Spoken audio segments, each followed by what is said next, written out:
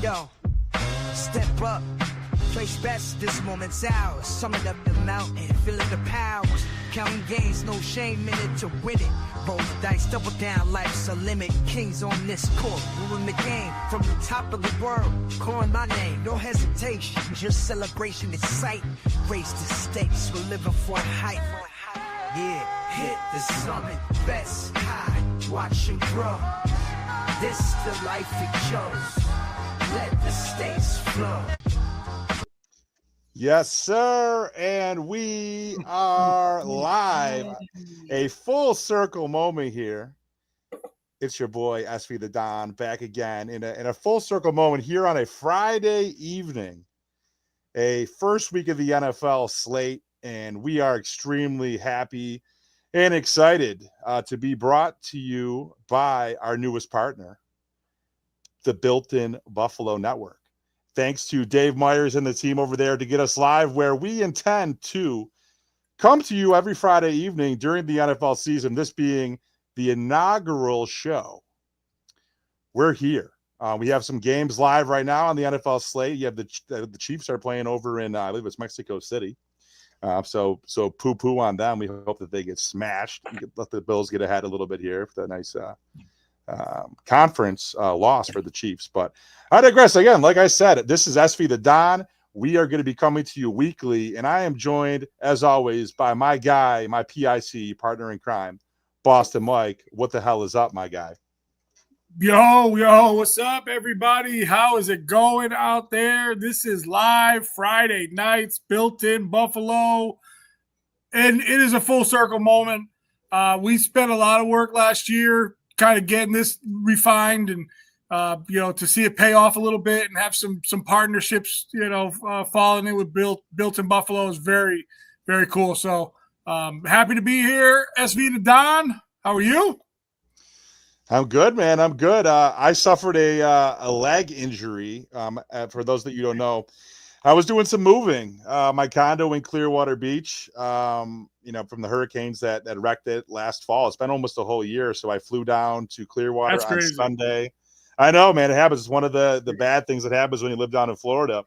But went down. My parents met me down there, and they flew down, and we basically loaded up a U-Haul truck that I then drove from Clearwater up to Atlanta. And then the last 2 days, basically, I've been doing the move-in. So I will be here now full-time instead of kind of doing the half and half thing. But, yeah, I did. I was going down a step, and I missed a step. And so I did like the two-step down, and our stairs are kind of steep. They're like a foot. So I did all my weight on my right leg. And not quite something needed an MRI for one of our co-hosts, which we'll get to a little bit later. And we apologize. That's where we're a little bit late today, but we hope fashionable. We're fashionably late. But who we waited for and who we waited to pack in the trunk of our car and bring to this podcast, I think you'll be happy for the wait. Now, I appreciate the intro, 𝐷. We are talking football. We are talking Bills. We're talking NFL. We're talking fantasy. We're talking betting lines. We're talking everything. So introductions are great. You know what's funny? I got another introduction. Who do you think that we haven't introduced today? Who do you think? My man, you want to go to the first segment? Yeah. Let's do it. Let's bring him in. So without further ado, I'm going to let you actually introduce him because you've got a better way about it. But we're going to bring to the stage. I feel like a guy at the strip joint. We have a new girl coming up on the pole. His name is Evan. Moneyball Mar. She's money. Let's go. Yes, sir. Always got the money on me. You got to keep it real. Moneyball? UGA's finest in the building. Exactly. Shooting live from Athens, dude. You got to love it. Yo, that's great. Hey, thank you for coming on, Evan. I'm glad that you're here. You have the most important role in this podcast. Damn right. I'm not going to lie. I don't want to set any pressure up, but we're just talking shit. You are the one. You're the most important one other than our secret weapon. Yeah. We have a secret weapon. Right. We do have a secret weapon. Yes. Yeah. So how are you doing, Evan? I'm doing great, man. Getting done with my final semester here. So just pushing, keeping going. I got to do my last season with you guys and just moving on over. Things are trending in the right direction here. So I'm so excited. And like you said, I'm here to bring value to the viewers, and I'm excited to do it all year. And I just want to make it known, keep me accountable, and I'll keep you guys accountable. That's how we do it here. Yes, sir. Yes, sir. So those who don't know, Evan is a bit of a mathematical genius, and our resident analytics gentleman who we needed to have. We just wanted a little bit of a different perspective. Obviously, a lot of us guys, we bet with our hearts, bet with our heads, whatever it is. Evan tends to find some of the holes in between, the betting public, the data. He's able to deep dive and see trends that we don't always see. And he lies in between the hedges that were in Athens, of which I apologize. And we were supposed to come out. We had plans to come out last week for the opening game against Marshall, but as our other guest will probably allude to a little bit later, we intend to be back for a much larger game on the SEC schedule at Georgia. So it's all good. Hey, you guys are welcome anytime. I mean, that first game was a butt whooping anyways. So, I'm glad. Yeah, that wasn't the game to go to. It would have been good to open the season up there live on location, but listen, hey, I think this week we gotta no on location because we gotta let 𝐃𝐨𝐧'𝐭 have his due. Because I was gonna wear a helmet, and I thought in honor of him, but then I thought I'd probably just not so disgrace fast, his name. my friend. You stole it. Not so fast, Mr. Marsha. What a legend that guy is, man. Shout out to Lee, man. Dude, I love the guy. He could barely speak in his last. You know what? But talk about a guy who's given his life and dedication to it. Man. He's been like that for a couple of years too. Like I remember like the first time I watched him, and he kind of had fell off, and I was like, oh my God, like does nobody else see this? And then after a while, I'm like, you know what? This guy's a living treasure. Like just let him do his thing. Like let that guy call his shot. I mean, he's immortal in my mind. I mean, he's probably one of the main reasons, that this banter type of fun, I mean, it can happen. Like everyone else is stuffy. Like he was awesome, man. 𝐃𝐨𝐧'𝐭, number one in my book. 100%. Totally agree.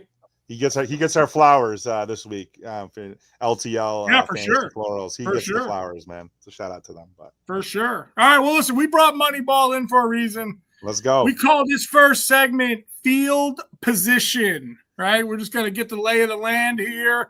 We're gonna talk about injuries, top news teams, changes in coaching, market moving, things like that. All right. So.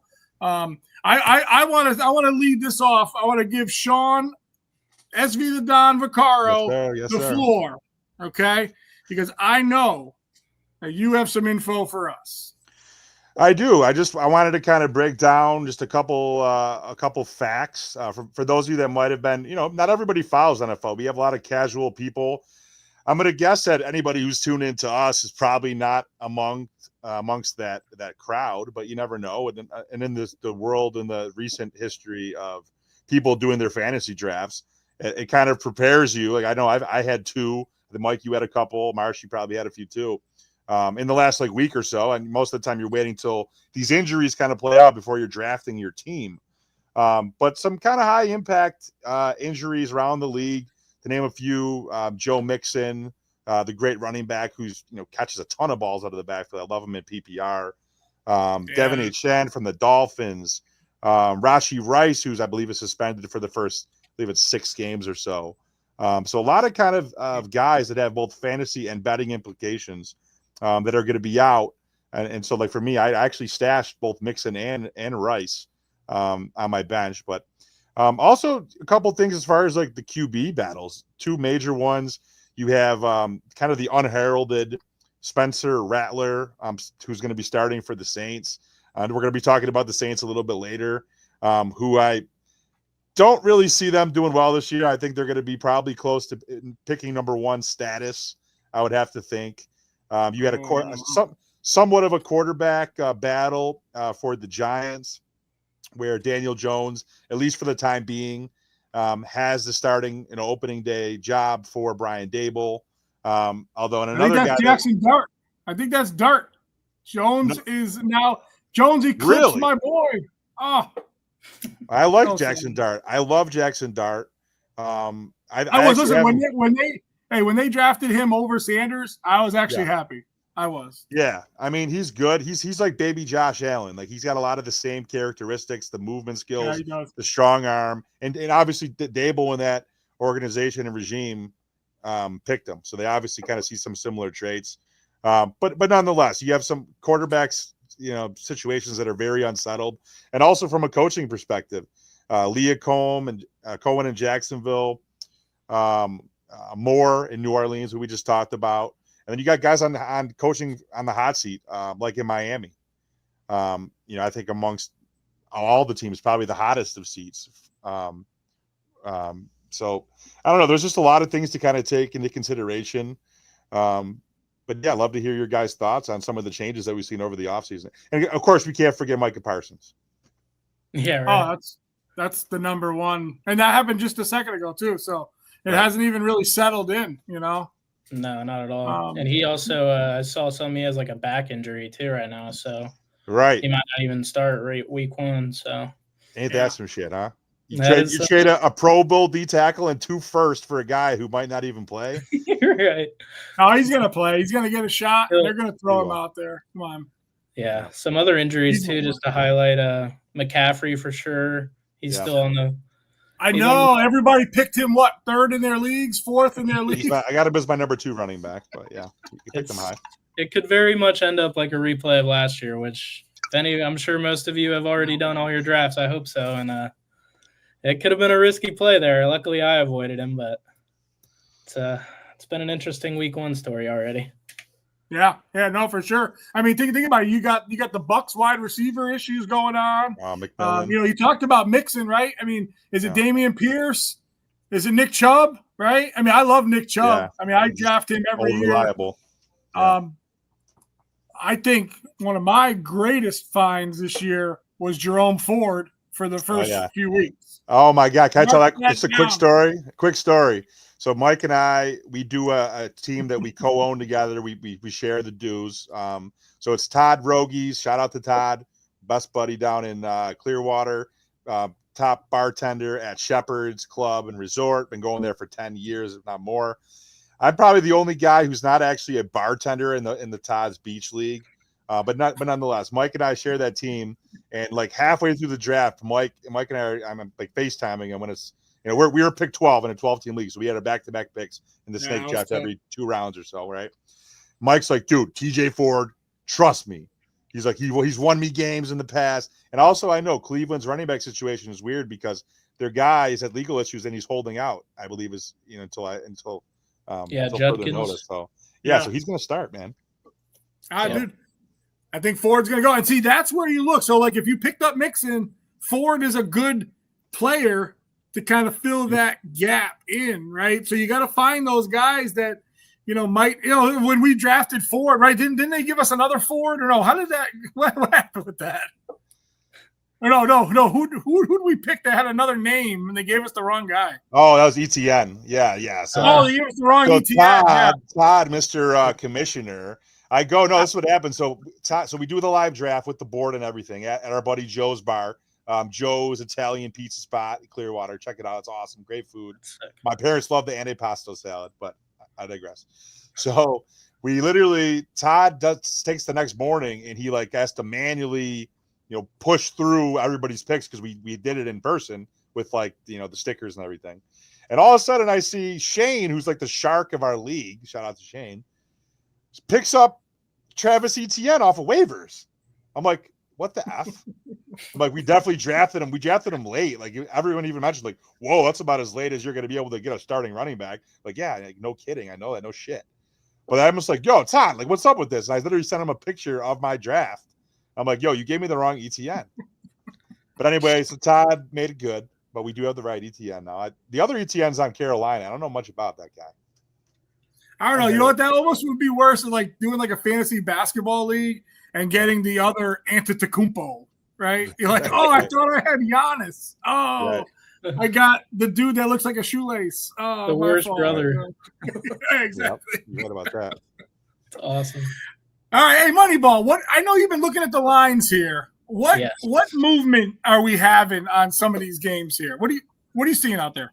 Man, there's so many interesting, divisional matchups where, things are kind of swinging back and forth. I do want to point out, I did some research too, just to get an idea of where the underdogs are typically falling in this week one and how many in total are, typical, just to get an outline. And last year it said there was only 3 total underdogs that came through outright winning for week one.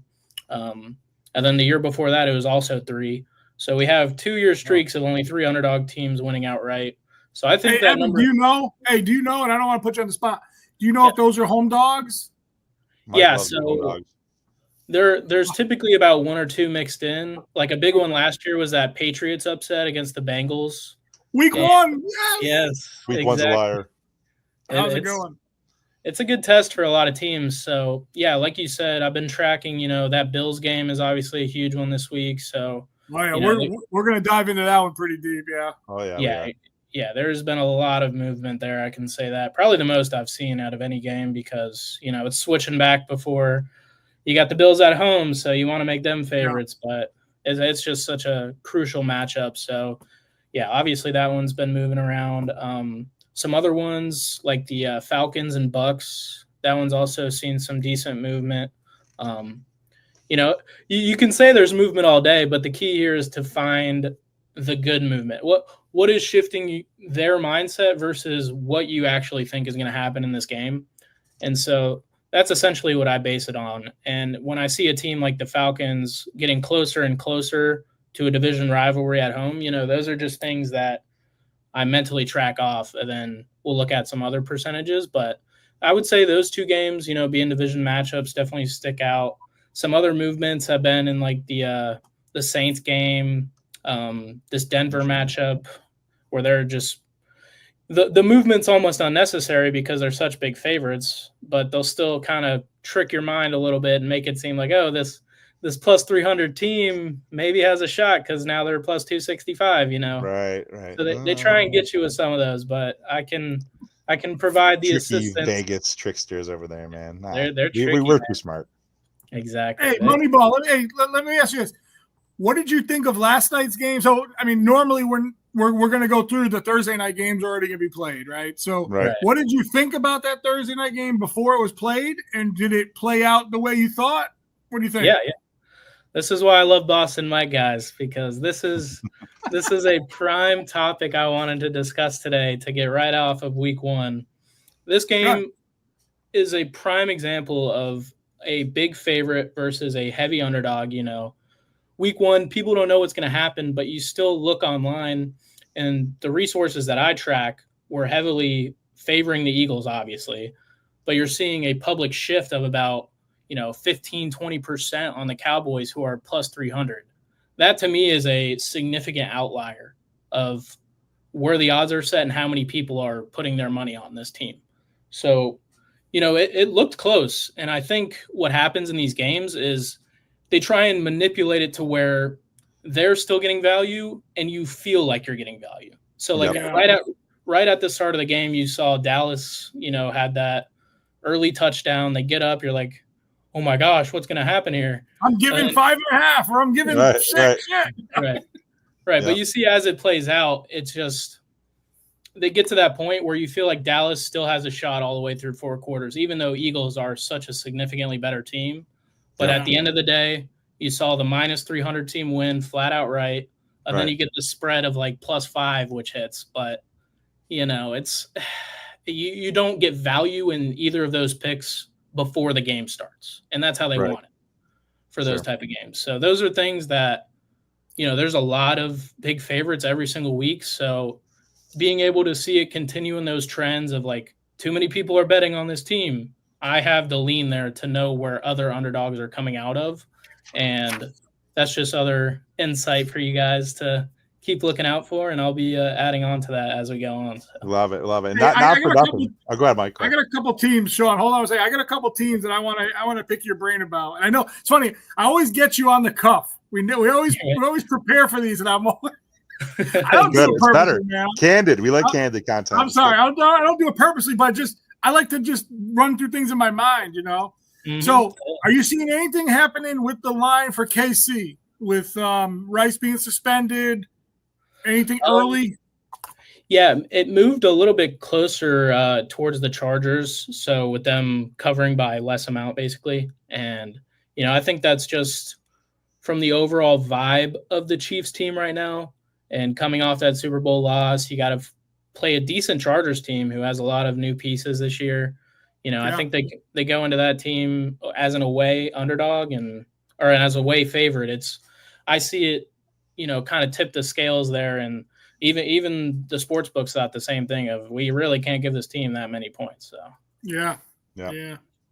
Now, what do you think about McCarthy coming back for the Vikings? I know you're smirking there. Is this another hot topic I'm hitting on? Hey, man, the thing is, so many people in the NFL or any analyst really wants to be that person to predict a guy, but I'm the complete opposite. I like seeing what happens and then predicting. So, I'm not going to come in here and tell you week one, J.J. McCarthy is the next Patty Mahomes, because none of us know that. We haven't seen any real product on the field yet. So they're in my mind a wild card team, and certainly one that, I believe they come in as a favorite actually for this week, which I thought was very interesting. But yeah, you can see how that plays out and then really make, a future assumption on it. But yeah, I would think, he's a better piece than what they've had. And I'm excited to see what him and Jay Jettis they can cook up over there. Dynamic. Are you thinking he's going to be better than Sam Darnold when you say that, or are you talking Keenum and the guys before that? It was a little bit more of a jab on Kirk for sure. Not like you can really take a huge chunk out on what Darnold did there, but I still think as far as accuracy goes and as far as being able to move the sticks, he definitely has that same skill set as Darnold does for sure, if not a little better. Yeah, and I know, Sean, you're tracking Bucs receivers, right? Baker. Yeah. Oh man. So I had a couple of predictions. So shout out to our other kind of sister show, Step Brother Sports, hosted with my real life stepbrother Chris Maz. Yeah, we had some predictions. We had some of the guys from WGR on, Zach Jones and Derek Kramer earlier night this week. And one of the predictions I had, and we kind of picked the division winners for the Bucs specifically, and it's a team that's near and dear to my heart for living in Tampa for a long time, the Tampa Bay market. I love Baker, man. The receivers and the weapons that he has, I know they're a little banged up now, but he has Dowtin. I think that the receiver they drafted out of Ohio State has a really good chance at running at Offensive Rookie of the Year, him and Tet McMillan in Carolina. I think that award comes out of the NFC South.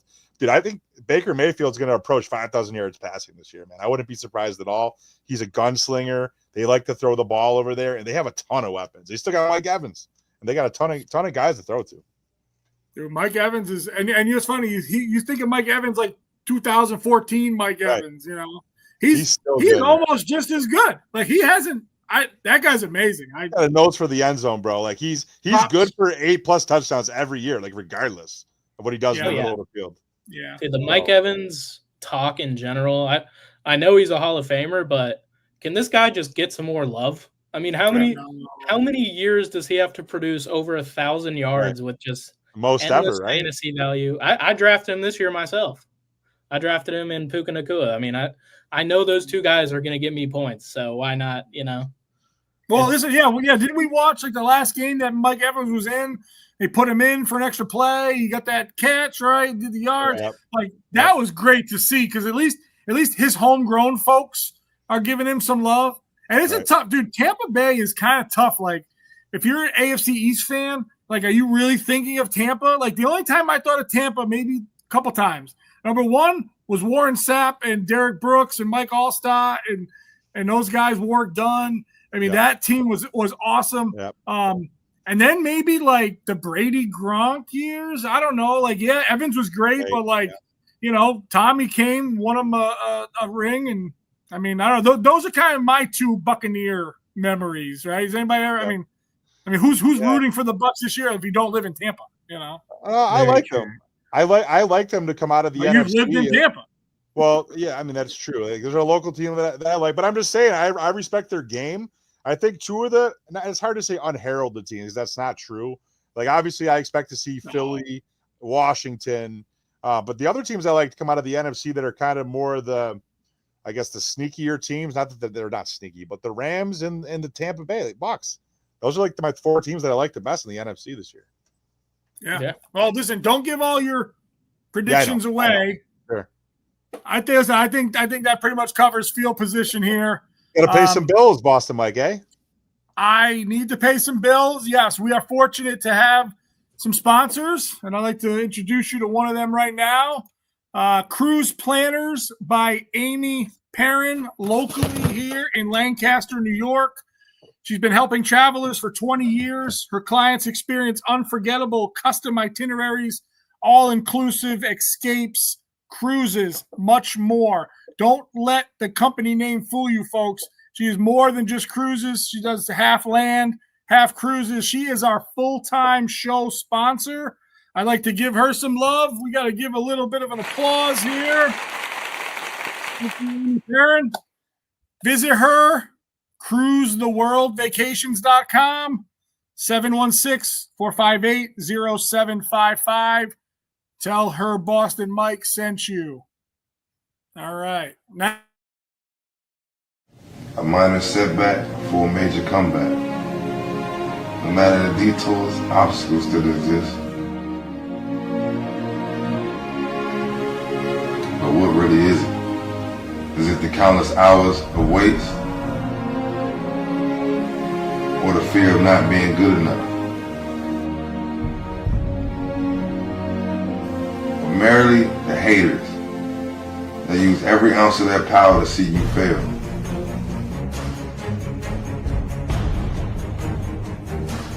In my world, excuses don't exist.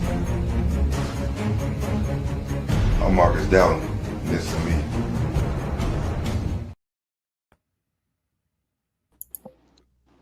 oh, man. Got goosebumps, dog. It's got goosebumps. I'm hyped. I'm ready. Oh, Get me in the game. if you're a Buffalo fan, if you're a Jets fan, if you're a Seahawks fan, Giants fan, you will know our surprise special guest for the whole season. Not just a night, not just one episode segment.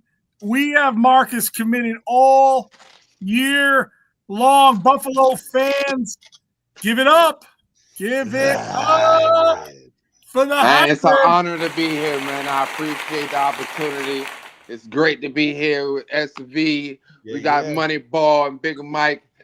Get ready this season, man. Get ready. Congratulations to everybody who has the opportunity to view this, because we will have prime picks. We will have great opportunities. We will have great information for the Bills Mafia and Buffalo community. Internationally, actually. I love it. I love it. And just Sean, give a little background of you and Marcus. How'd you guys meet? Yeah. Actually, I got to tell the story at MafiaCon earlier in the summer. So it was back. So I want to say it's circa 2014-ish.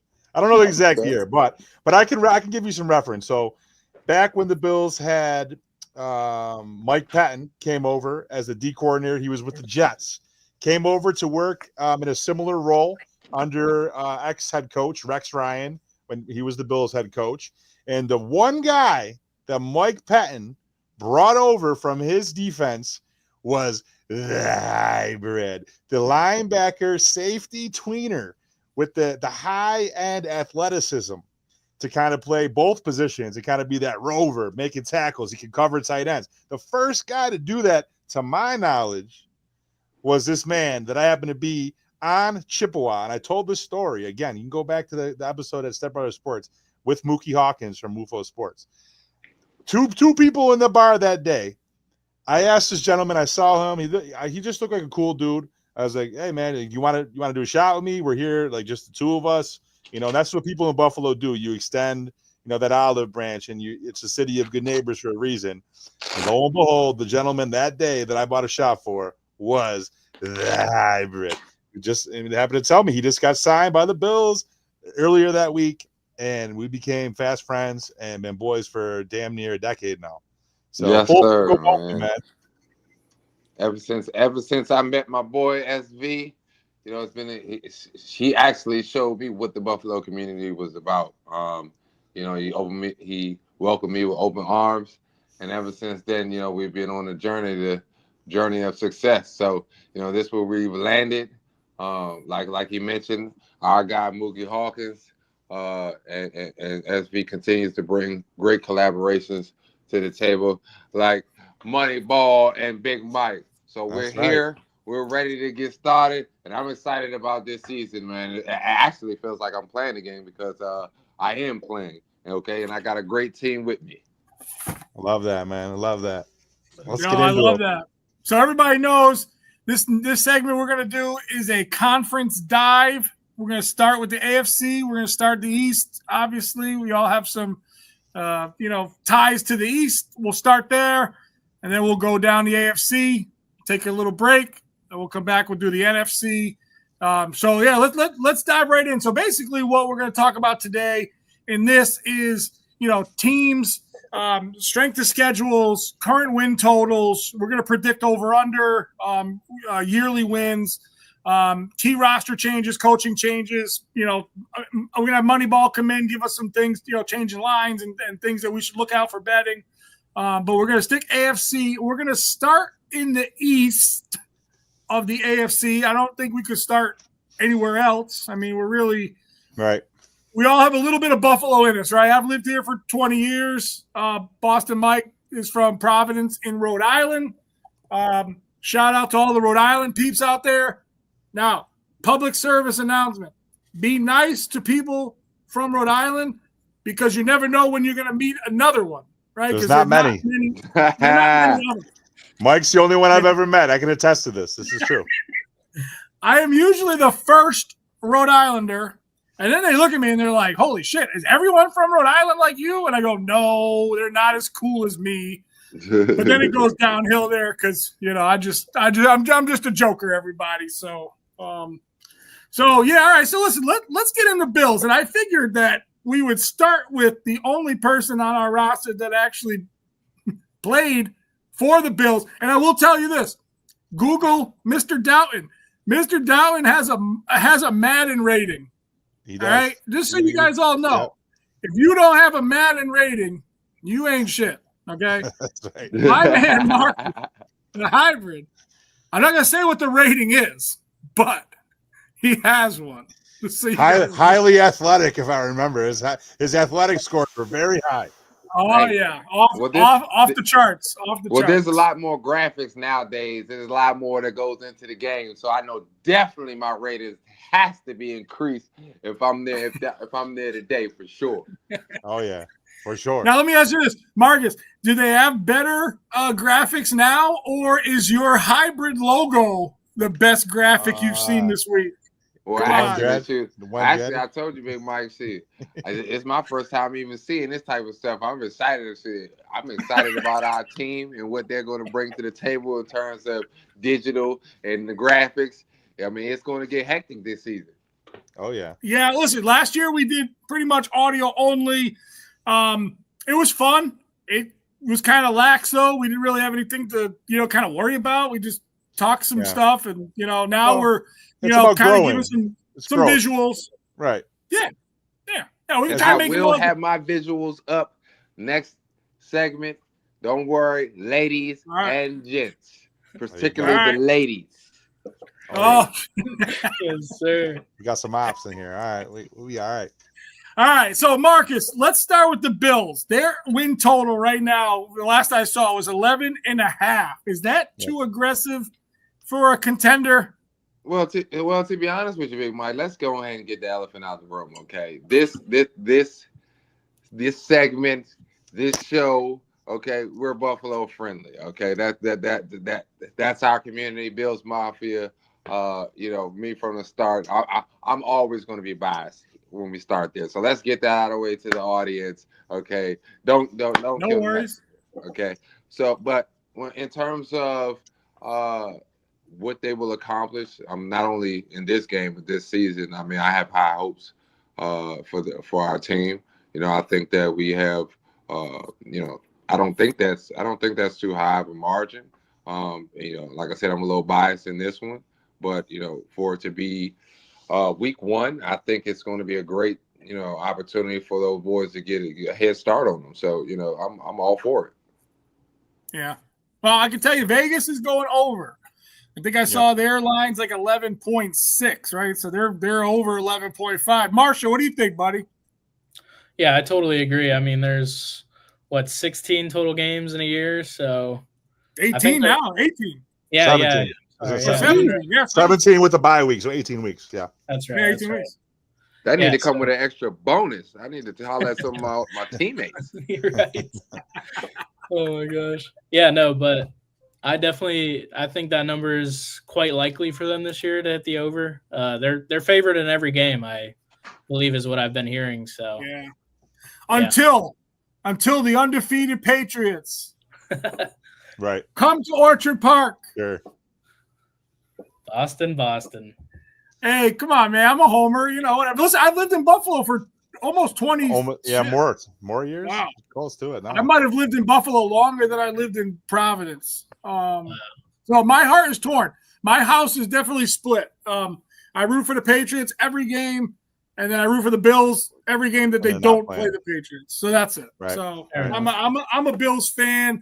I got a Paul Posluszny jersey. You do. That I wear, right? Yep. Penn State boy, linebacker. Wow. You got it? Yep. That's a great one right there. Now, you didn't play with Paulie P, did you, Marcus? No, I did not, but I definitely admired his game. Hey, linebacker, him and LeVar Arrington were probably my two favorite. Not the most athletic linebacker. I got a quick story for you since you mentioned LeVar Arrington. LeVar Arrington. He's from the town, right? He's from the town. Yeah, LeVar Arrington growing up, right? That was I would say 2 houses down from me was his parents. That's where his parents lived. Yes. So growing up, seeing my older brother go to the local high school, which was Frederick Douglass High School, I had an opportunity to Sean Merman also. I'm not sure if you guys are familiar. He was a beast. He played for the Bills. He's a heavy hitter. Yes, sir. That's a heavy hitter.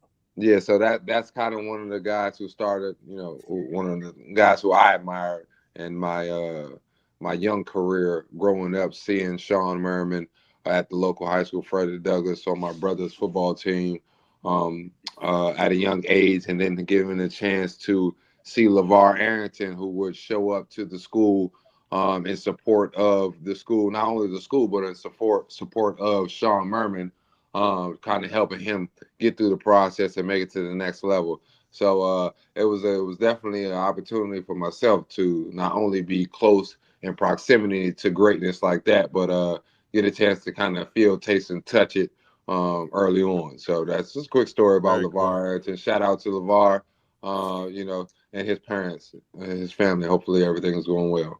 He has a son at Penn State, also at that's Mike's school. Yeah, he's doing pretty good. Loves Penn State. He's also doing pretty good. I love a good whiteout game. Yeah. Yes, sir. I do. And Marcus, we might have to get LeVar on an episode in the coming weeks this year, maybe. Exactly, or try to get his son on here, to get some answers, to get some advice on. There we go. How things are going. Love that. All right, well, listen, I got to give you some weird news here. Officially, the Bills are 32-1 in week 1 games, but they've won 4 of their last 5. I know we're going to get into this pick later, but what do we think of this Baltimore game? Can I take this one quick? So sure. So I gotta be, and like I said, you know me, you see me. Obviously, I'm with the squad. Born and raised in Buffalo, even though I'm not there anymore. I still travel quite a bit, but I'll tell you this: I'm all on the over 11.5 for the season. I think that the Bills are going to be in contention and are a contender to win the Super Bowl and definitely get to the Super Bowl, and if not, at least the AFC Championship. And I think they're going to be in the battle for that number 1 seed all year. And I think that this first game against Baltimore is a very crucial game in figuring that out for seeding. With that being said, I like the Bills. We'll talk about later getting points in this game, but I have a gut feeling that this is going to be the Zay Flowers game, and I think that the Ravens might pull it out. But that shouldn't be indicative of how the Bills season is going to play out. As they always say, and I mentioned it earlier, week one is a liar. Baltimore has every reason, vengeance on their mind to win this game after Buffalo took them out and ended their season last year. So keep that in the back of their mind. I know the Bills, like Mike said, have been very good in opening games. But if they do lose this game, it's not a big deal. They're going to bounce back. And you know what? That might humble them. We've had certain seasons, if you think back, Bills fans, seasons where they have a cupcake schedule. They might get out to 4-5-1, 5-0 records and play a real team and get smoked. That's all right if they lose the first game. It's not the end of the world, and I think it might actually be better in the long run if it were to happen. So I'm just going to put that out there. What are you thinking, Marsh? Are you on the over? Yeah, for sure. I definitely like that over. And, I mean, for this matchup, I think a lot of, what happened last year is going to occur again. We're on the Bills that game. I think obviously it'll be close. I just think, in these games, having the home advantage, I think we're coming in hot, and it'll be a gunshot, but I think, we'll pull it out. Yeah. Well, I did when I was going back looking through week ones, I did find something odd, and I shared this with Sean the other day, and he didn't really believe it, but so the last time Baltimore was knocked out and played the team week one, the following year was the year before that one. Last year, it was Kansas City, and what happened to them? They had the vengeance on their side, and they did not come through. Kansas City won that game, right? So I think that could happen again, man. This is all emotion, right? These guys, that's true. If they lose to the Bills this week, I think this. Here's what I think. I think the Bills can lose this game and have confidence. They've beaten Baltimore before. If they see them again, it is what it is. That goes into my logic too, Mike. That goes into my logic. What I'm saying, dude. Baltimore is going to be desperate. If Baltimore loses this game, like they might be like mentally confidence shattered. Yeah, think about it. Like they're Marcus. Let me ask you that. If you lose to the same team, Marcus this question. Marcus, what do you think? If you lose to the same team, a couple times, and then you play them week one, and you got all that hype. I mean, is it just overhyped? Well, to be honest with you, week one is definitely, I would say, one of your hypest moments. I mean, because you're just now getting back in the gist of things. Also, that's when that check clears. So that's also I like that. You got to go shopping. Extra incentive. Where's Johnny Manziel? Yeah, of course. We're throwing paper after that first. Matter of fact, what's the day? Yeah, as of Tuesday morning, those guys were compensated very well. So specifically, in terms of hypeness, preparation, being ready and prepared to perform at their highest momentum, I would say, that's why I would agree with, you guys that, the first week, you can take a loss. I mean, that's something that can possibly happen because of emotions, because of preparation, because of travel arrangements and things of that nature. So I don't put too much in the week one, but momentum is key in week one. So, I mean, if you come out firing, I mean, that can carry you. Your next thing you know, you're 6-0. Yeah. Through that. Yeah. Now, you guys feeling any love? Do you think anything is going to change week one? And it's probably not a fair question to ask, but like, does Gabe Davis change anything? Does Phillips? Does Jordan Poyer? I mean, does these guys make any changes to this, or is this set in stone? 2 weeks ago, we're riding. Well, I mean, they did get brought in. Gabe Davis is still working his way back from injury. From his injury that he suffered last season, and Poyer is not in game shape either. So they both got signed to the practice squad, and they haven't been elevated, so they're not going to be in this game. But I think it's more so the thing with Poyer it's going to be like kind of Micah Hyde last year, where he's brought in to kind of be that de facto coach. Out of the two of them, Gabe Davis and Poyer, I think, definitely Gabe Davis has a much better chance. I mean, just purely because of his age and athleticism, despite where they might be weaker in the secondary compared to the receiver position. But Gabe Davis has a history playing with Josh Allen. And again, he's only 26 years old. So I think you could do worse than having Gabe Davis as like your fifth receiver. But yeah, I don't think that, and I don't think Poyer will suit up. If he does, there's big problems. Something bad happened. So yeah, gotcha. All right, well, listen, let's move on. We're going to the team that everyone loves to squish. Oh yeah, the Fish. So Evan, we'll start with you. 9.5 win total, explosive offense, but what's their defense like? Are they going to get over 9.5? Yeah, which I'm sorry, you said Fish or Fins? Offense. The Fish, yeah, squish the Fish. You might not be old enough to know what that means. I don't think it's coming up, man. Oh my gosh, we're old. Are you we just hated ourselves. Oh my gosh. All right, so hold on. So when we all back in the day wanted to beat the Dolphins, we all said squish the Fish. Right, and if you're old enough, so the Buffalo News would come out on like a page in their sports section with whatever team that we were playing. It would be like a poster that people would cut out and hang up, and it would say "Squish the Fish" or whatever, something with the Jets, whatever it is. That's what they did. So I love hearing. Yeah, listen, don't hit us with any ageism, okay? We're showing our age, but you know what? With age comes experience. Lay off wisdom. Moneyball, my man. Lay off Moneyball. Lay off me, guys. I'm young, but we take all the knowledge. Yeah, he's coming with that young sauce. Okay, right. he got a few things up his sleeve that he gonna be checking our IDs. Yep. He's got me cooking over here. I love it. But I love it. I love it. I think that's high for the Dolphins this year. I think their division is tough, so you got to play the most games in your division. So I always start there. Yep. And even after that, I'm not big on Tua. Very high injury-prone history. So not a guy I'm going to sit here and say could even stay healthy for 10 games.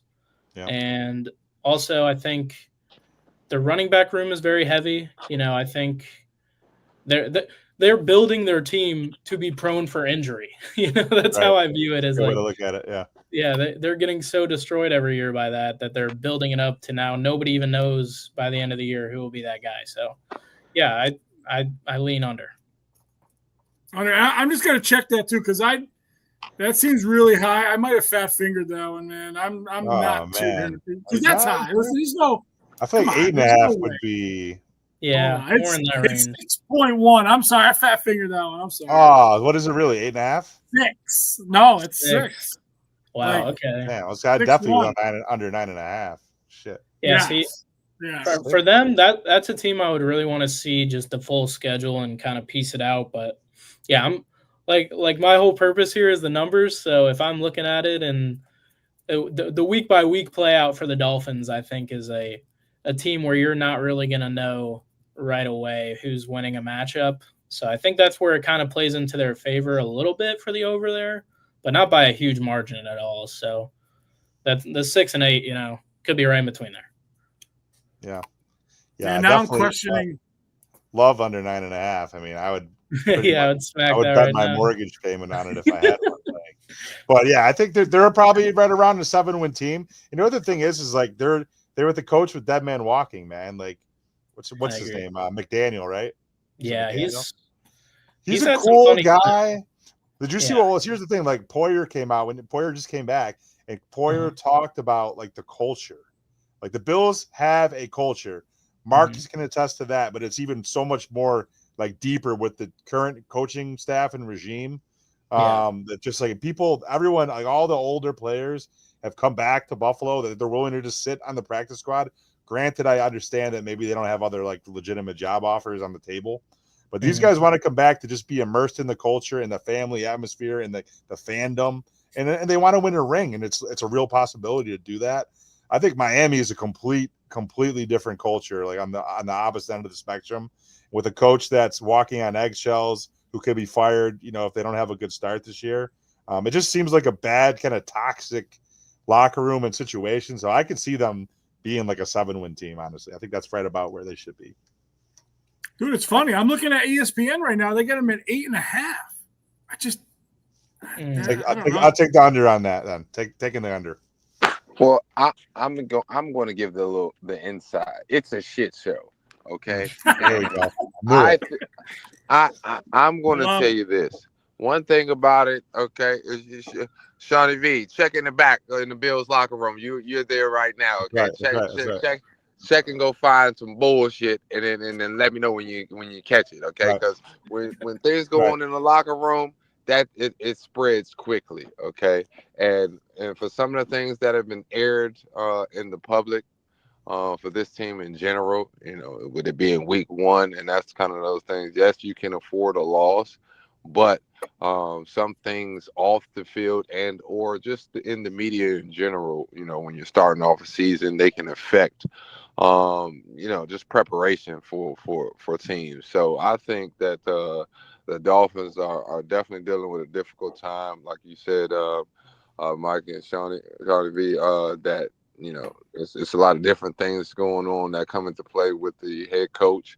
And he's about the age of the players. So, it's a lot of things that need to be worked out on and off the field, which I think will take a serious effect on those players that are currently there now, initially in the beginning of the season. So, and I pray this shit show, gets cleaned up very soon, because I do, have some, I do have some reverence for the Dolphins, because I really think they have the atmosphere of what an NFL team needs in terms of entertainment wise to be successful. It kind of reminds me of the Cowboys back in the day in terms of the entertainment value and the marketing aspect of what they can do now. What they can do and what they will do of two different things, of course.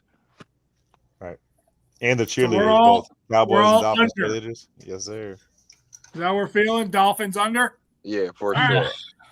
Well, listen, you can't win the AFC East going away if you say that the other teams are going to be good because you play them twice. So are you homer picking or no? Come on. No, that team's dysfunctional. Like, I have other thoughts about the other two teams we're going to talk about in a second that are trending upwards. Miami is not trending upwards. No, they were hot a couple of years ago. They were that, Tyreek Hill, Jalen Waddle, they were ready to go, man. Mostert looked great that year.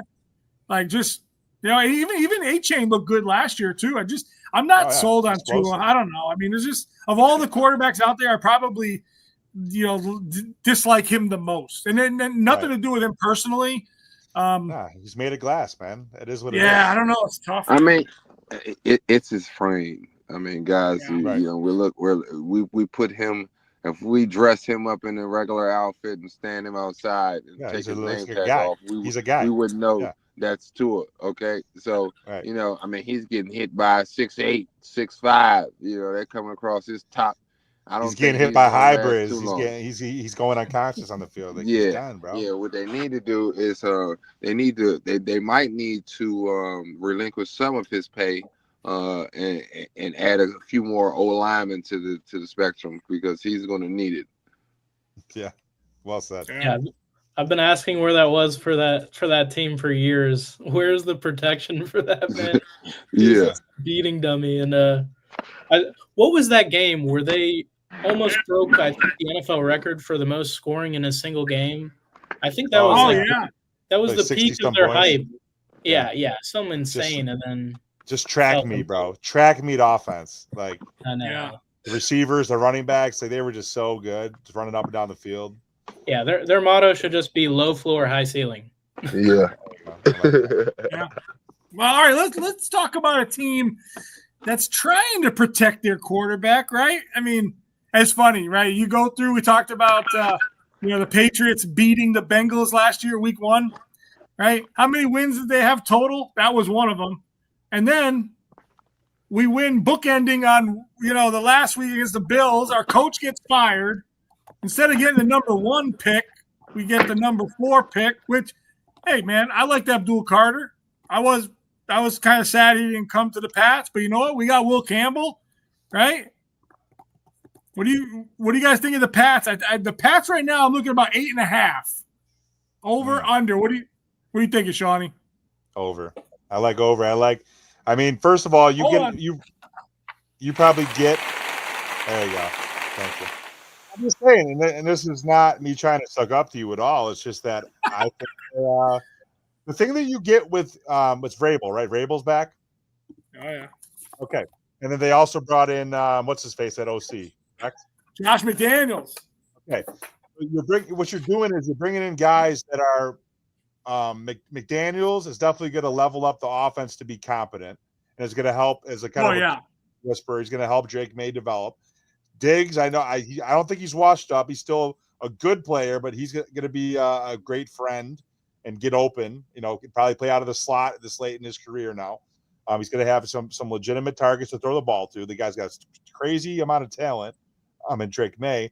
And when you get as Vrabel, you get that factor like we saw with like the Titans and other stops along the way, where he just raises the floor kind of to take in what Evan said.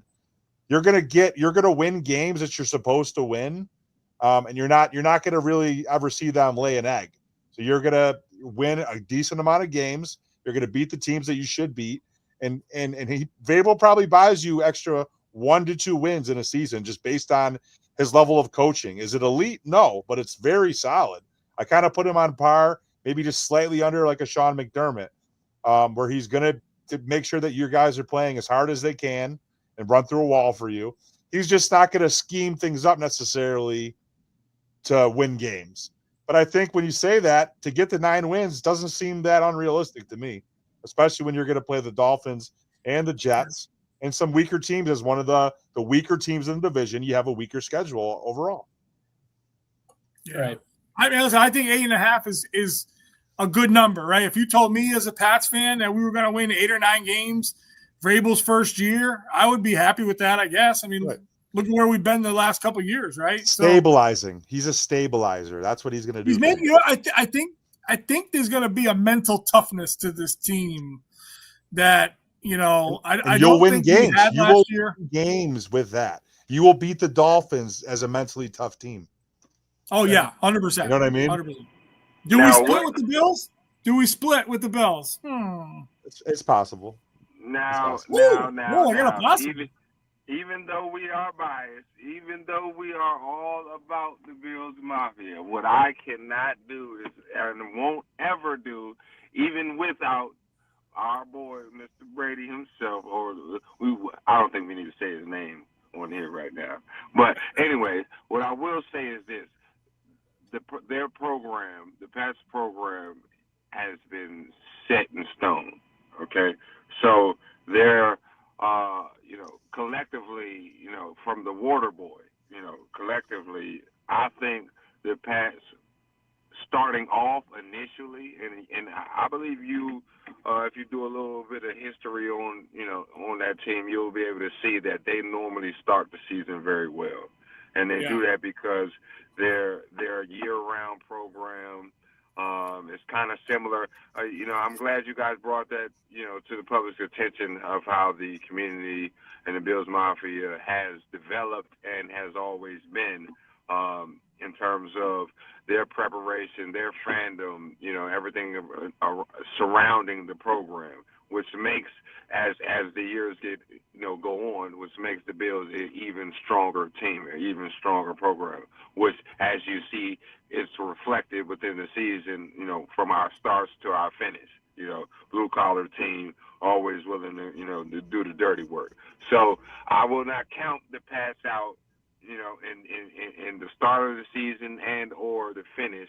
So I cannot, even though, like I said, I will continue to be biased, I will never count the Pats out. I will never count them out, and I will always speak on their behalf in terms of preparation.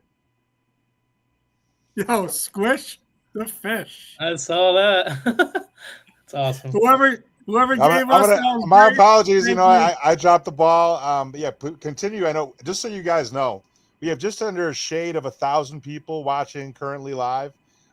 Please feel free to comment, and we will get to your comments. If you have any questions about anything that we're talking about, Bills or other related NFL at large. Please.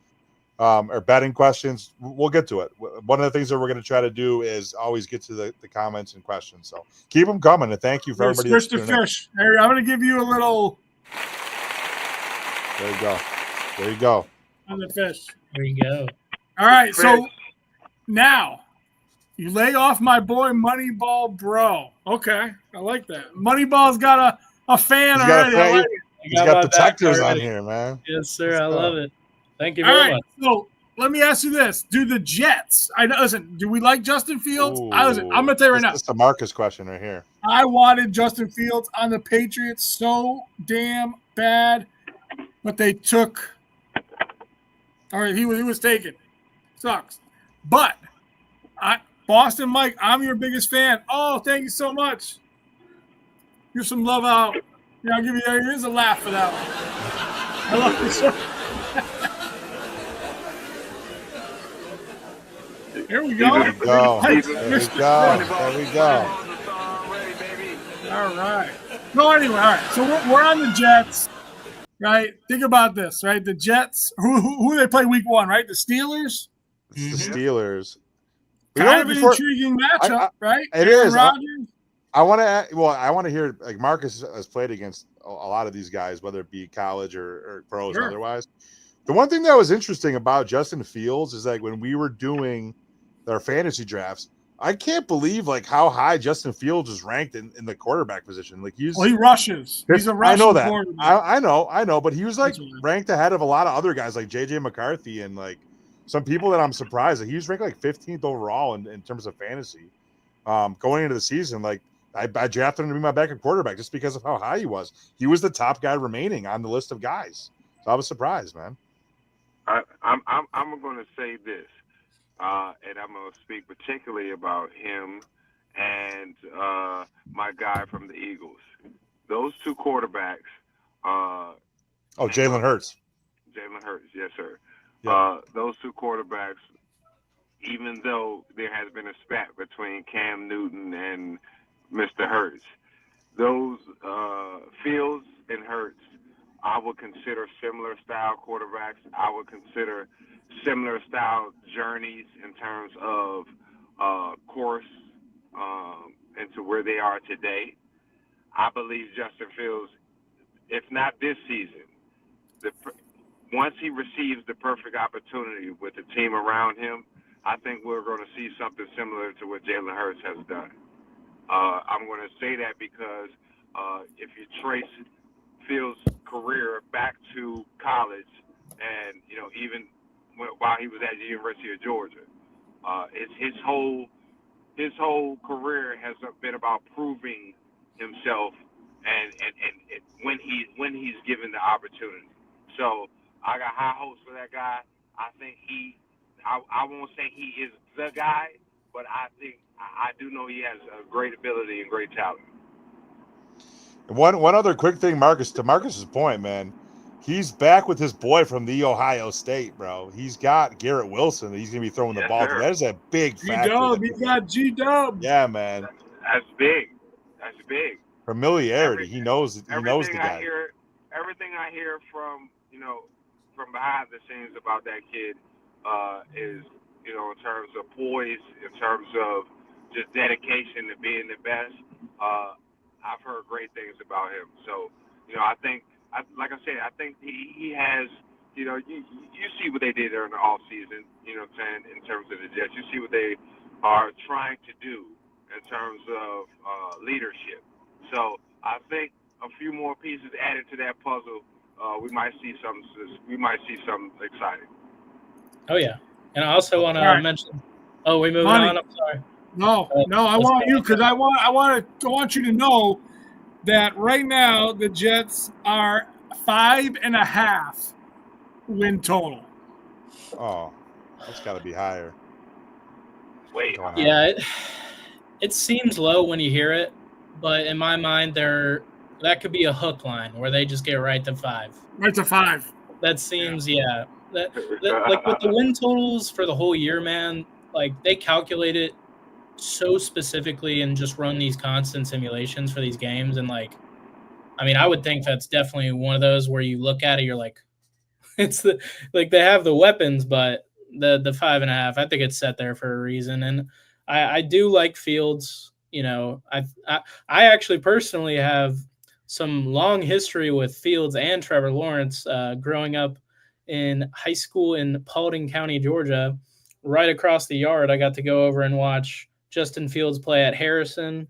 I got to watch Lawrence play at, Cartersville.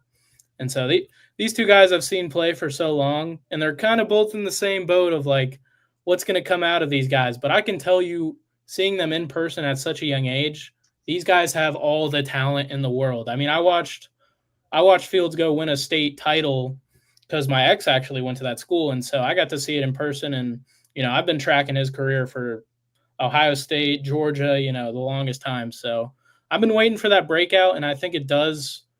He's such a unique player that you really do have to take all your resources and build around that to maximize it.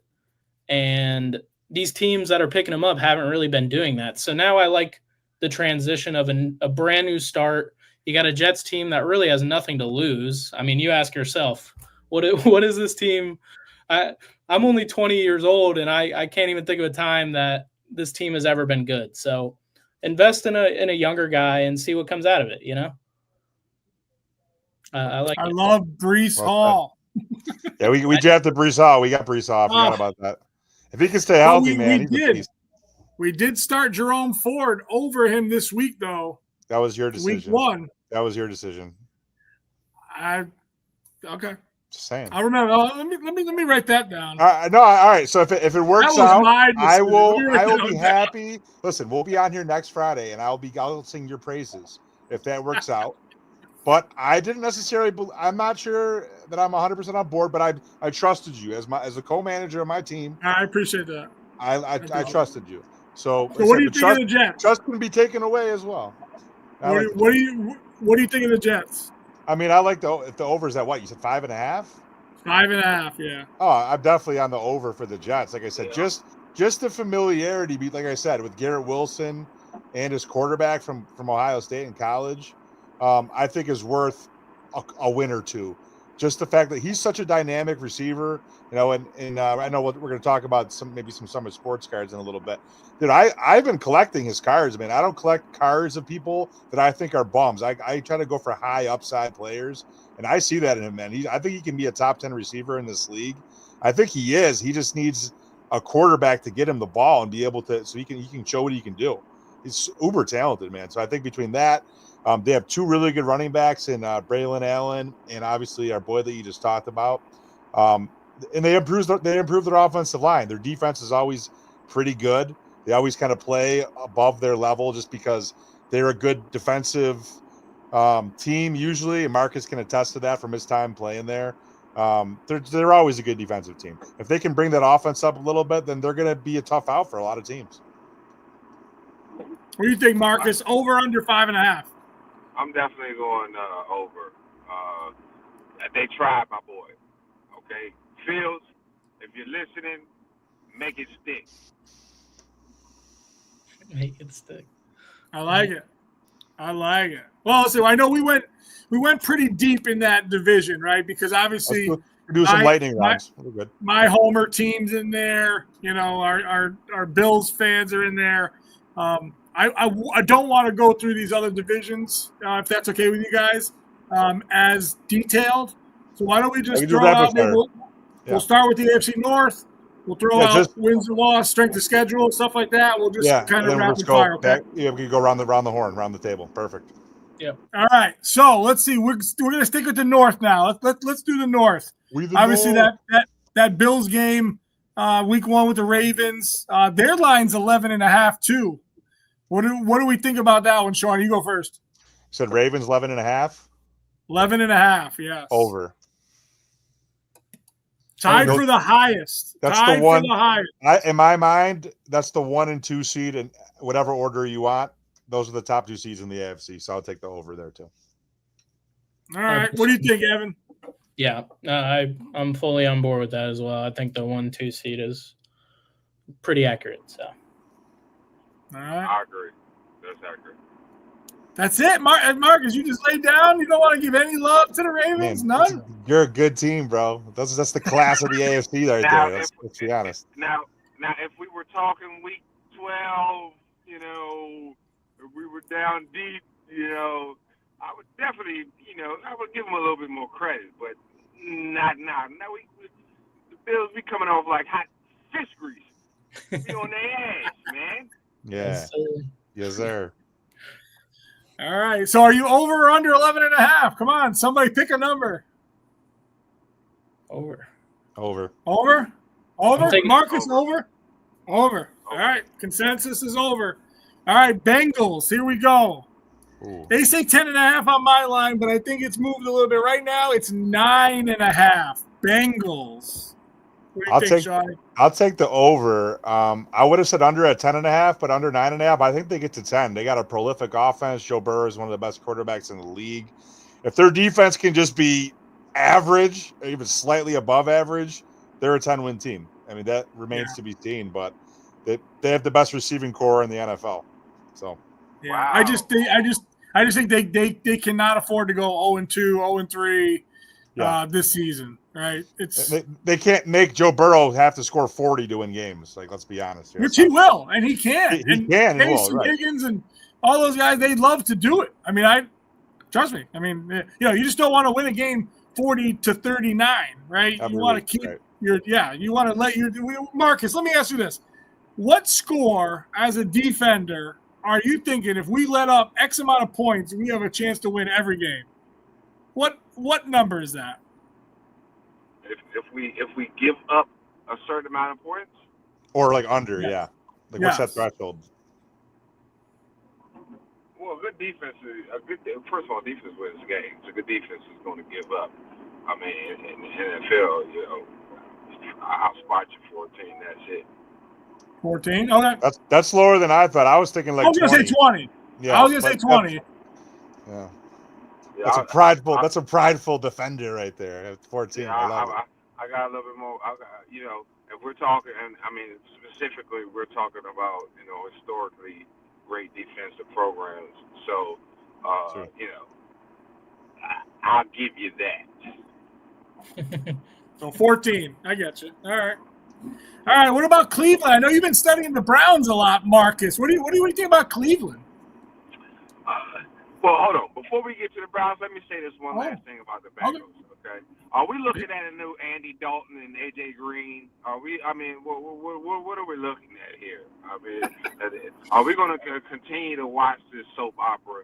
Because to be honest with you, at my age, I'm kind of getting tired of seeing it. So I would love for the Bengals to do something. I mean, they've always recently have had a great coaching staff to me, players, coaches, guys that can get with the program. So I mean, I can't wait to see those guys do what's necessary. I mean, because it's going to make a lot of people proud. So I just wanted to make that note about the Bengals. I do love the Bengals as a program in general, but I'm just tired of the soap opera. Yeah, I mean, Jamar Chase is the best receiver in the league and maybe one of the best top 3 players in the league at the moment. So, I agree.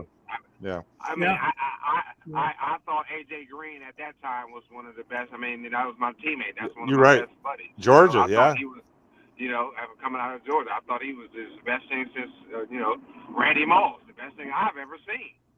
So, you know, I mean, I think the Bengals in general have always had, a great quarterback, a great, receiving core, or that guy can take the top off of it. But let's do something. Let's do something else. Yep. All right. So listen, let's shift to the Browns. Their number is 4.5, which is the worst line given out this year. 4.5. Are they going to get to 5 wins? No. Okay. No. Moneyball shaking his head. Moneyball, what do you think? It doesn't matter It doesn't matter what year it is. If you're giving me a Browns total, I know they have calculated this, and I know I'm taking the under every year. And they're going to have to burn me before it takes my money. You know what I'm saying? So you're talking this is going to be number 1 overall pick type season? Yeah. It always has been. Right. I don't know, man. I think even getting rid of Baker was a mistake. I think. Oh, yeah. For sure. Look what he's doing. Yeah, they make decisions too quick, and they made it in the draft this year. No one knows what the hell that's going to look like by the end of the year. Right. I mean, I wish they had someone with a brain in the organization to sit down and say, hey, this is our track record. What the hell are we doing? Can we just sit in a room and all talk this thing out and decide what direction we're going in, you know? Because it's just been down. Yeah. And I'm tired of it. So that's like us when we get on like a losing bet streak. I'm like, Sean, bet the opposite. Whatever we're thinking, right, just bet the opposite. Yep. That type of mindset is never a bad play in some situations. So let's bring in 5 quarterbacks and just have them figure it out. Let's have them battle royale. See who comes out on top. Well, guess great strategy. Now, my inside scoop, my inside take on this, first of all, the Browns, I mean, they've been the laughing stock. Hot take. You know, they've been the laughing stock for a few seasons recently. But why does this kept you guys? We're looking at a program right now who all eyes are on it. You know, at the end of the day, the game is making the money, and the NFL is about the money. So right now, the NFL behind the scenes, along with the Browns, have something in collaboration going on. And I think, you know, some people's perspective, if we look at it more in the business take of things, I think the Browns are sitting with 5 quarterbacks or had 5 quarterbacks.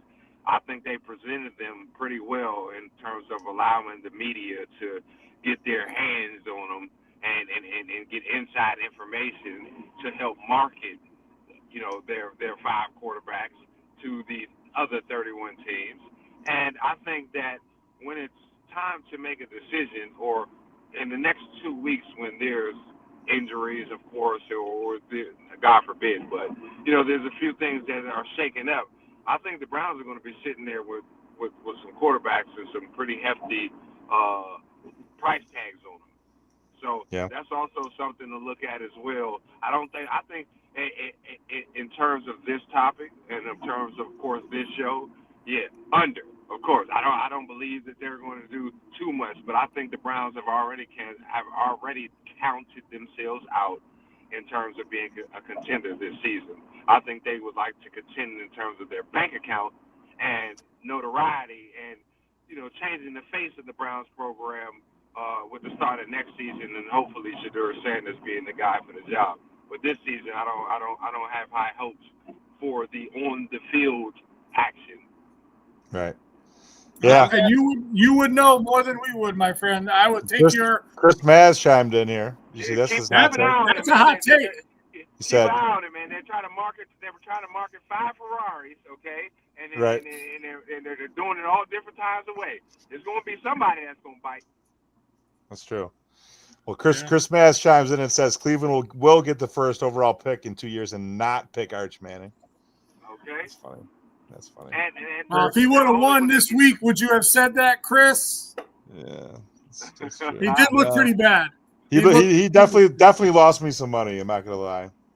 Thanks, sir. He was my Heisman front runner. What happened to him? No, we talked about it last week. He didn't. Week 1. He didn't show up, but I should just know. Ohio State always plays tough. I don't care who they're playing. Big games. Ohio State. Unfortunately, and being a Penn State fan, like I said, I'm very, very, very shade thrown at Chris. No, I'm not. We're a talker team here. Come on. Oh yeah. Never. All right, listen. Let's end this conference with Pittsburgh. Let's go to the Steelers. I've heard a lot of interesting things from them. 8.5 for the Steelers. What do you think? Aaron Rodgers, huh? Lower. Okay. We got Moneyball with a. You want to start Moneyball? Yeah, go ahead, Moneyball. Dude, I will take the Steelers, man. Another team where it seems like a brand new beginning in this 2025 season for a lot of these teams, and I think I would rather be at the side of having a younger prospect who we don't know about versus an older prospect we do know about, but we're taking the gamble for no necessary reason. I I can't back this team, long run. I like the coaching. I like the whole Steeler culture, but for just what they're putting out there, I can't back the running back room, the wide receiver core. I don't know why Pickens all of a sudden had to go. The other guys that I liked with the Steelers are on a downtrend. I don't trust Rodgers. I just think it's an iffy boat, and I would for how many people expect them to be right in the middle, I'm expecting them to be 2 games below that. So around 6 totals is where I'm thinking for the Steelers. Wow. I thought that last year too. Yeah. And then that's kind of why I was thinking the other way. Exactly what you just said. The Moneyball just like resold me on the under because I was gonna say over, and then when he kind of just played it out. See, that's the thing. It's the Steeler culture just built into your brain at this point. Like, they're always gonna be on the fringe of the playoffs or in the playoffs. They got Tomlin. They've been doing it forever. But yeah, the thing is, they're an Aaron Rodgers slip away from having who at quarterback. Who's their backup?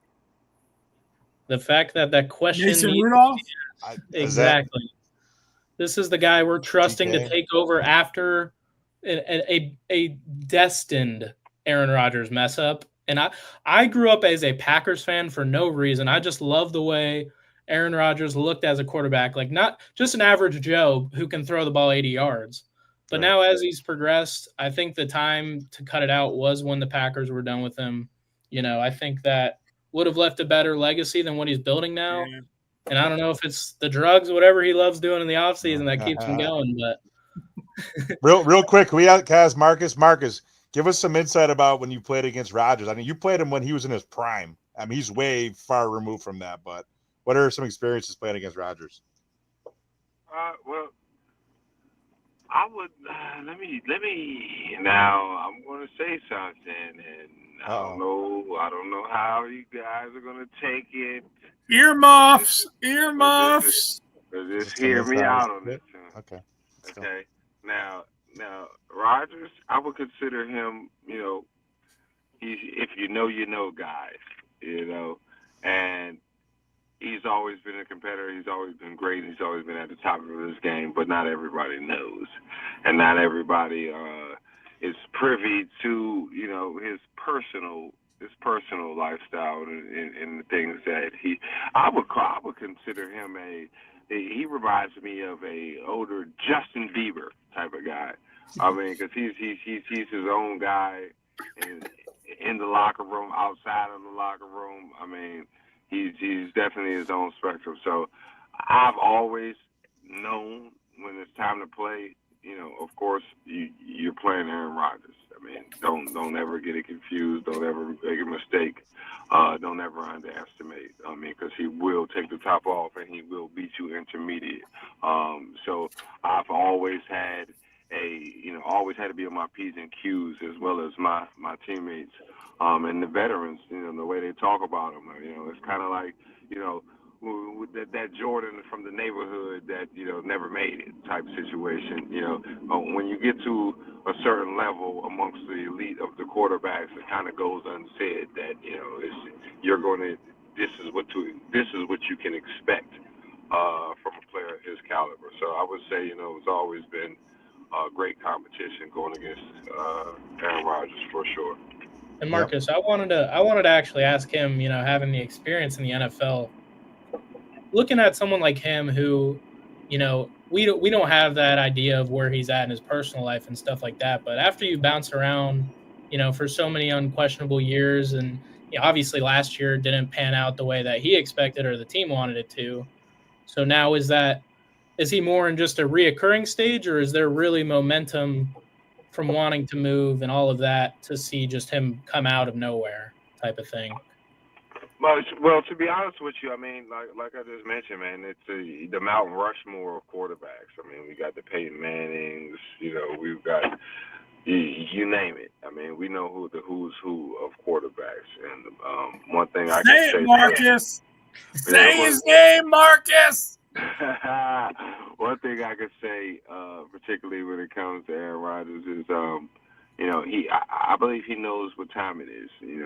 My mentor actually was the head of player personnel who recently just moved on from the Jets last year. His name is Bryce Bevel. That's my mentor, actually my high school coach. So, I've been able to, be a little closer than expected and get a little bit more insight on Aaron Rodgers' personal side, him as a player and as a man himself. And I think that the last year was definitely a great contract opportunity, but with this year coming in, I believe he understands where he needs to take his game in order to be considered a part of the Mount Rushmore.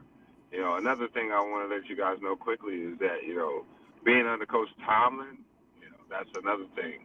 Being one of those players coaches, and I think that's a great piece for Aaron Rodgers. I think that's a great opportunity for him to not feel like he has to be the coach and the leader, and then just go back to being the quarterback. To get, to answer your question, Moneyball, I think him just being a quarterback, just getting back to his old days, getting into his rhythm, and just focusing on that part is going to elevate his career and could possibly take him past this year. Right. Protect him. That's it. Keep him upright. All right. Well, that was the North. We got to cut the North, Marsh. Keep it for the South. We'll let you go first. Houston Texans 9.5.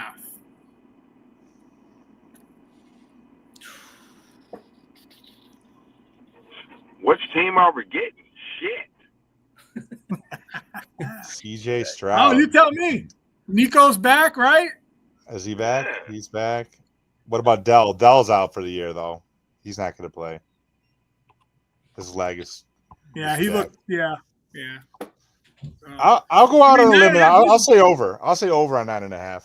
They have a decently easy strength of schedule. It's only 539, right? They're not that bad. Their division isn't like tough. I mean, Tennessee's terrible. Jacksonville is I think a borderline playoff team. I think 9.5. The Colts are coming off that season last year. I mean, I don't like the Colts either. They probably win at least 4 to 5 games in their division. I mean, and they have an easy schedule. I think there's a path for them. They could get to 10 wins. I think, and it's because, like you said, the strength of schedule. I don't think they're an overly great team, especially with Nico Collins is awesome, no doubt, and CJ Stroud's a good quarterback. I think he might not be like we thought going into last year. He was top 5. He's not. I don't think he could show us that he is, but he took a step back last year, just due to some of those injuries. But I think they're a playoff team, but they're not a contender to win a Super Bowl. I agree. And what do you think, Marsh? Yeah, with the Texans, I mean, they're definitely a team that bounces around in my head. Definitely have some good pieces. They've been building in all the right directions. I think the key part is, like you mentioned, with their conference. There are going to be some gimme games in there. And if I ask myself, they made the playoffs last year, won the first game, can they take that extra leap? I don't necessarily know, but I would solidly state that that's the same quality of team that can get into the playoffs. And I think that is a 10-win team this year, essentially. So yeah, I would say they could get there. What do you think, Marcus? Marcus, you also, as you answer this, do you have any insight to DeMeco Ryans as a coach? Well, DeMeco Ryans is a solid defensive coach for sure. That's always been, he's always been one of the gurus in front and behind the scenes. So this is the Texas program, it's politics, man. It's a lot of politics involved, you know, and that's not a part of the show. We're going to keep that out of it. But, you know, when it comes to just commenting on them as a whole, but like I said, they have a strong defensive-based coach. And as I've always said, defense wins the game. So, you know, that I'm a pass on anything else being said on them. Enough said. Yeah, I just want to shout out Will Anderson once again. Keep that name in your head. He's so damn good. I loved watching him in the playoffs. A guy personally I take over tackles on DraftKings. I don't even care. I like him that much. When they drafted him, I thought steal of a draft. Still love him, and I think he's a big piece of their defense. Awesome. All right. Well, the Colts come in at 8.5. I want to know. Oh, it says 7.5 now. So, do we think that went down when Daniel Jones is the starter, or is that just moved? Is it okay? So right now it's 7.5. What do you guys think is 7.5? I think Daniel Jones is again more of a stability type of force compared to 𝐸, which Mike, I know you have every reason to want 𝐸 to be the guy.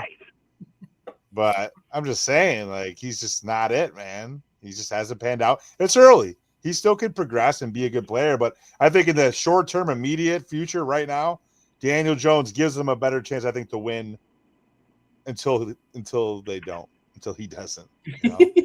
That's understandable. I understand why they did it. Yeah. All right, Marcus, what do you think? Colts 8.5 or 7.5? 7.5. Over. Whoa. Okay. I'm gonna say over, and that's for you, Big Mike. Okay. We'll leave it at that. Marcus, 8. He's a man of few words. He says over. I'm gonna ride with Marcus. I'm riding with the hybrid on the over. I think they're a 7-9 or an 8-8 team. They still got Donald. What's his face? I almost said Donald Brown. Good God. Jonathan they still Taylor. Have Jonathan Donald Taylor. Brown. Thank you. Oh my God. God. That was also. They always seem to grab some sneaky wins for some reason. I don't know what it is. And I think matter of fact, I think it has to be the weather. I mean, because they can definitely sneak some wins off in that weather for sure. Just off of to travel to get there. I mean, that'll shake some people up. I mean, I asked myself with that team though, where is the offense going to come from to put up more than 28 points in a game? No, they're not. They're not. Like, it's got to be such a close margin for this team. And listen. Peyton Manning is not walking through that door. No, I don't see T.Y. Hilton. I don't see. They got some decent receivers. They have a decent. They're kind of like, you know what I compare them to? And that's not exactly the same, but they're like a shittier version of the Bills receiving core. They don't have like any stars. They got a bunch of role players that can kind of play a system, but they're worse.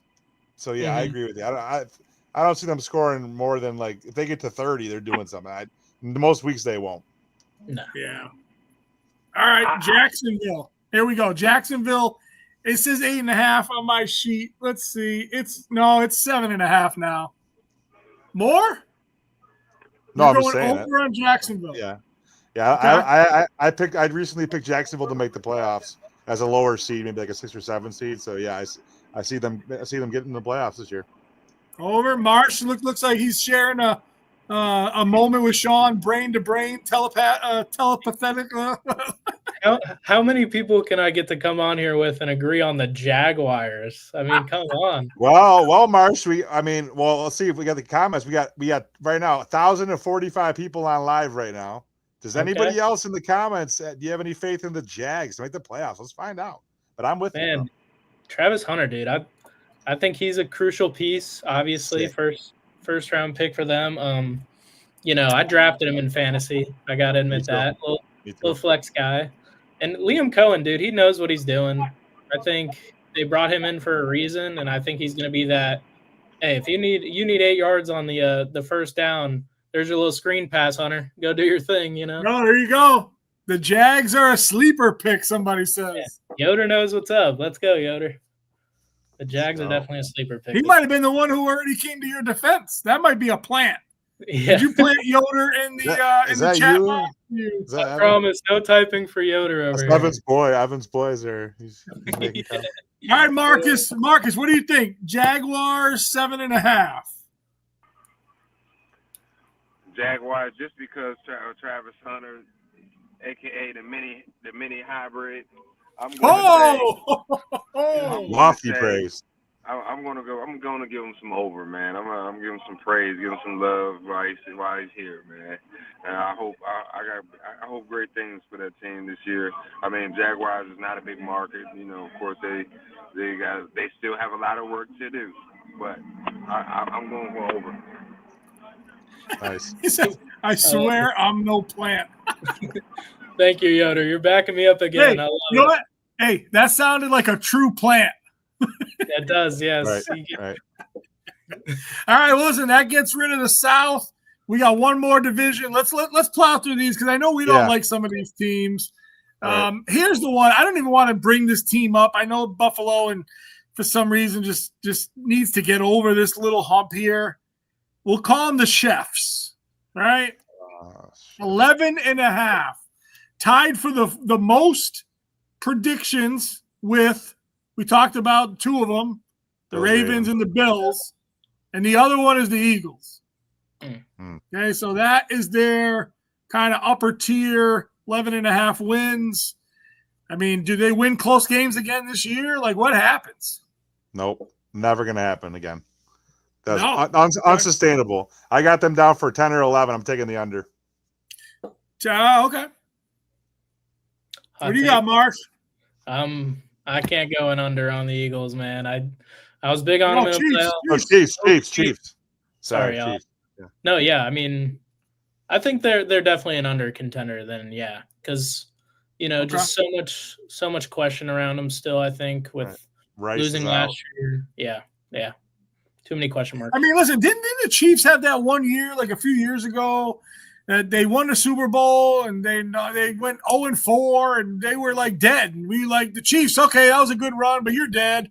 And then like all of a sudden they had that run and then like they just haven't given it back. Like, I mean, I know it's frustrating, especially being a Bills fan living here and having them kind of just have their number, especially in big games, right? I mean, for some reason it seems like the regular season games are a little bit different than the playoffs, and Mahomes just puts the cape on and wins it out. But Marcus, what do you think, man? 11.5, is that too high for this team? 11.5, I would say, yeah. Too much? I would say it's a little too much. That's a little pricey, man. It's a little more than I believe they bit off a little bit more than they can chew here. Well, would you believe it that I told you they have the 7th hardest strength of schedule? Yeah. They're not going to win all those close games again. That's not going to happen. Yeah. Especially against good teams. They're not going to have a team come down to the 30 and, fumble on 4th down or miss a field goal or block a field goal. Like they just can't do it. If they do it again this year, I don't even know. I don't know. Hey, what do you do? What do you do? All right. What do you do then? All right. So, second best team in the West, I think, is the Chargers. What do you guys think of the Chargers? I see they start out 9.5 right now. They're at 9.5 still. Just one name I need to throw out with the Chargers: Ladd McConkey. You see what's on my background? I've been watching this guy. Knew he was going to have a great rookie year. And he's having a game tonight, my guy. He's having a game tonight. It doesn't shock me. That man is the real deal. No, he's awesome. He's the real deal. Drafted him. We drafted him in fantasy last year. Late, we knew he was going to blow. He's just good, bro. He's good. Let's see what he's doing tonight. His routes. Listen, man. I'm like I just mentioned, the Jordan. Sometimes you got that athlete, that guy in the neighborhood, that kid that did make it but not as far, or just that guy that's just waiting on his opportunity. Okay, the locker room knows those guys, and like Moneyball just said, he just mentioned one of those guys. I mean, that guy right there. People talk shit on his behalf, based on his preparation and how he plays the game. I think we got a lot of things to see out of him coming up. Oh yeah. No, he's great, man. He's a player, you know, that's only going to keep rising. And I like their new running back. You know, I like Hampton. I think there's been a lot of good talk about him. You know, we'll have to see. What's he at right now, Sean? How's he been doing this game? He has 74 yards receiving on eight targets for 5 receptions. Yeah, I mean, they're throwing him the ball. It's the fourth quarter. And by the way, the Chiefs are down by 2 with 6 minutes left, and the Chargers have the ball deep into Chiefs territory right now. Oh, look at Take that. an L, Chiefs. Take an L. That would be awesome. But yeah. All right, so sticking in there, we got the Raiders now. That's a weird one to me. That's Marcus's guy right there. That's Mr. The Raiders are a weird one to me. They have a 6.5 number. What do you think about 6.5? Who's your quarterback? Oh, he's saying under. Mark. Oh, okay, under. Okay, quick under. With Geno Smith under. Oh, Geno Smith. 6.5. Yeah. No, Amari Cooper. What happened with Amari Cooper? He signed. He can't get paid by the Bills. Oh my gosh. I'm with Marcus again. I'm gonna take the under because you know what? Marcus has an intimate relationship with Coach Pete Carroll for playing for him. So I thought Marcus was gonna say the over, but as soon as Marcus said under, I'm gonna take under too. I got to go under, man. Listen, there's no one thing about it. Okay, a head coach in the NFL has a good amount of pull. Yes, he does. Pete Carroll, of course, a gentleman of his nature, Hall of Fame coach. Yes, he does. But when it comes to the program, the organization in general, the head honcho, the owners make the moves. Okay, they make the decisions. And last time I checked, the Raiders haven't made a good decision yet. Their facilities, programs. The best thing they got going for them is their fans, man. Okay, and the only team that worked out for is the Eagles in the last 5 years. So, listen, the Raiders got a long way to go. And now Pete Carroll is the guy to do it. Don't get me wrong; he's the guy to do it.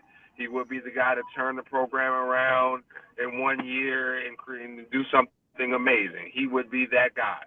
But the Raiders cannot and will not make me into a believer. They have to show me. Yep. Fair enough. Yep. Respect is earned. Yep. Tell the Raiders this. Start with giving the players 3 to 4 meals a day. Start there, and then we can talk about winning some games. Let's talk about player parking, and then we can talk about winning some games, okay? So they got so many things to worry about in that category before they pay Pete Carroll, okay, before they think about winning the game. So let's get there, okay, and then we can move on. Sounds like another culture problem like Miami. Hey, listen, it's that easy, right? All you have to do is that, Mark. It's that easy. Just do it. That's all you have to do. All right, guys, the last team in the AFC, and this one is one of my top picks for this year. It is the Bo Nix-led Denver Broncos. Ooh. Their line was 9.5. It is now still 9.5. 10-win team. Yep. I like Bo Nix. Bo Nix is going to take that big jump.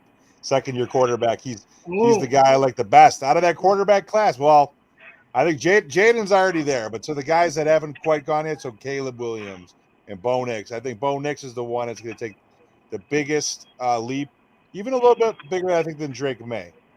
Okay. Yeah, I like them. I like them to be a playoff team as well. I like them to get to at least 10 wins. They got a great defense too. So good quarterback, great defense.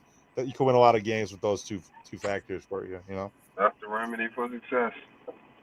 Yeah, I agree. I definitely, I like their run last year. You know, they got a lot of good things going. I just have them right in the middle. Like, I could see them getting to 10, just not over the 10.5. You know, like it's another one of those teams where you face a good team, and I can't necessarily tell you that they're 100% going to win, because it's still just like, you know, it only has been that 1 year, and with the NFL, there's so many games and so many different variables of things that have to come together for you to win, and it could end up adding to be too much for the Broncos. You know, we don't know yet. I think a lot of people are high on them, and it could just fall just a little bit short of the over. That's all I have to say on that. All right, Marcus, last word. What are you thinking? Well, I'm going with Moneyball on this one. Okay. I'm gonna go with Moneyball on this one. I think he made some good points. Actually, enough said on that one. I think he ended it for me. Broncos, all right, man. so Broncos either right at or a little over is what I'm hearing. All right. Well, Right, thank you guys. That was the AFC. We got to pay some bills here real quick. We'll be back after this commercial.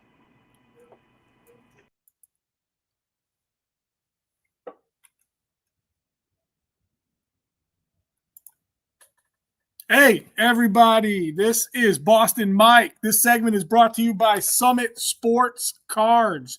You looking to buy? Check out their eBay store, Summit Sports Cards Live. They also have a new e-commerce site coming online soon, new inventory daily, sports cards, memorabilia, MLB, NBA, NFL, NHL, non-sports cards from Pokemon to WWE, Marvel to Garbage Pail Kids, and everything in between. If you're looking to sell your cards, these guys offer consignment. No need wasting time listing and shipping.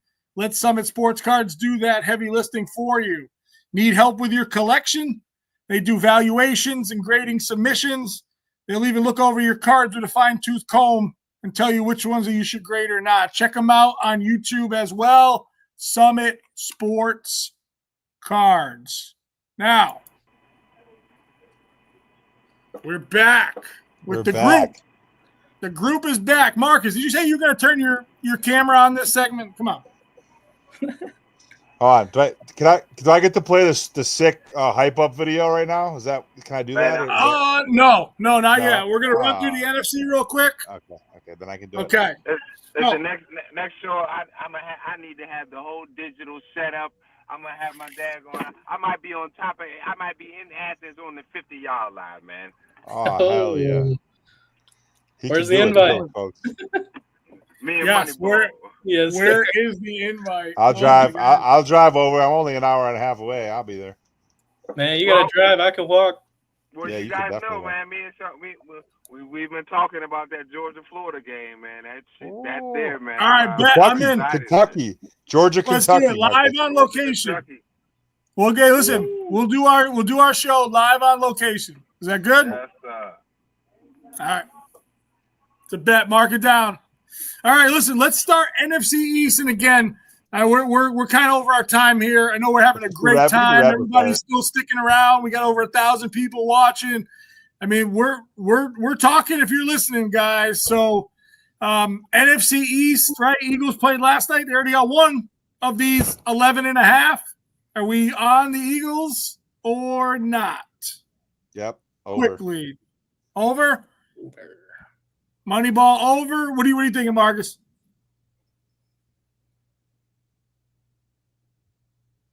Oh, Marcus. I'm going over. I'm going over for sure. Over. Okay. Right. Love it. Nobody's concerned about A.J. Brown getting no targets in the first half. Nope. Did they win? They still won. Yeah. Barely. They did not listen. They should have beat them by 10. That's Dallas fair enough. Better than I thought. They should have beat Dallas by 10. Is my take. Yeah. My take is weather delay thing messed it up. Yeah, that's exactly what Vegas wanted. Yeah, you're right. 100%. 100%.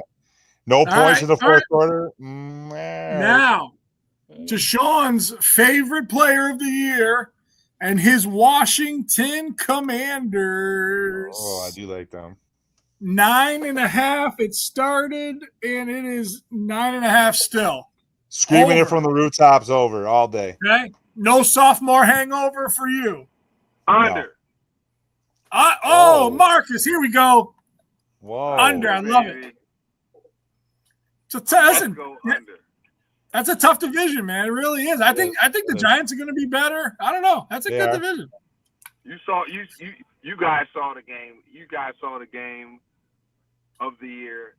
What was it, on Thursday? You seen those boys. You seen my guys, them Cowboys going to work. You seen them Eagles going to work. That was a drag out fight.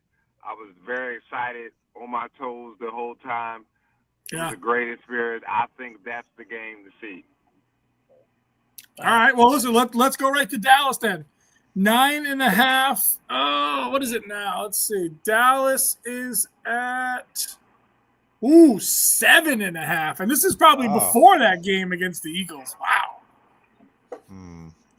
That's not even the Parsons hangover. They can throw. Their teams. I mean, you know what? They had a better showing than I thought that they were going to have, to be honest with you. I thought they were going to come out and just get rolled. So they showed me something. I know they'll be able to throw. They got Pickens and they got CD and they got Ferguson. And I didn't even realize they have Javonte Williams. They got some good pieces on offense, but can they stop anybody on defense? I'm not so sure. 7.5. I think they're about an 8-win team. So that's how I take the over at 7.5. All right. What do you think, Marsh? Zero faith in that team. You talk about a shit show. Like, that is a shit show. Yeah. And if one thing was enlightened to me on Thursday was that even when they seemingly have a chance and have those opportunities to come through, my best player can't catch a football. What's going on? It's just they're going to fall short a lot. As much as, sure, they were once America's team, they have all the culture, yada, yada. Put something on the field that I like to see, please. Because I can tell you right now, it's not Dak Prescott. I don't know what was on Thank you. Who decided to give him all this money? I looked at that deal when it came, the year that they signed that, and it was so mind-boggling to me what he had done to. I think maybe they were on the clips of the playoffs at that time, but he still was getting injured. It doesn't add up to me what they've been putting together, and I don't think things just suddenly go their way because they got Javonte Williams. I don't. Okay. Marcus, what do you think? Even though that's my team, born and raised under.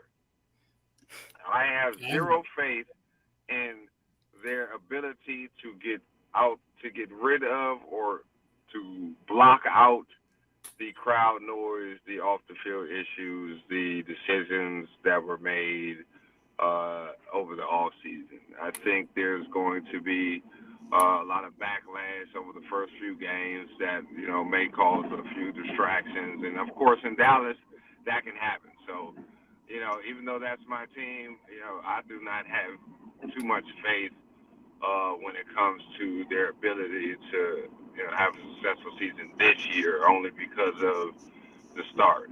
I don't believe Dak is the answer, has never been the answer.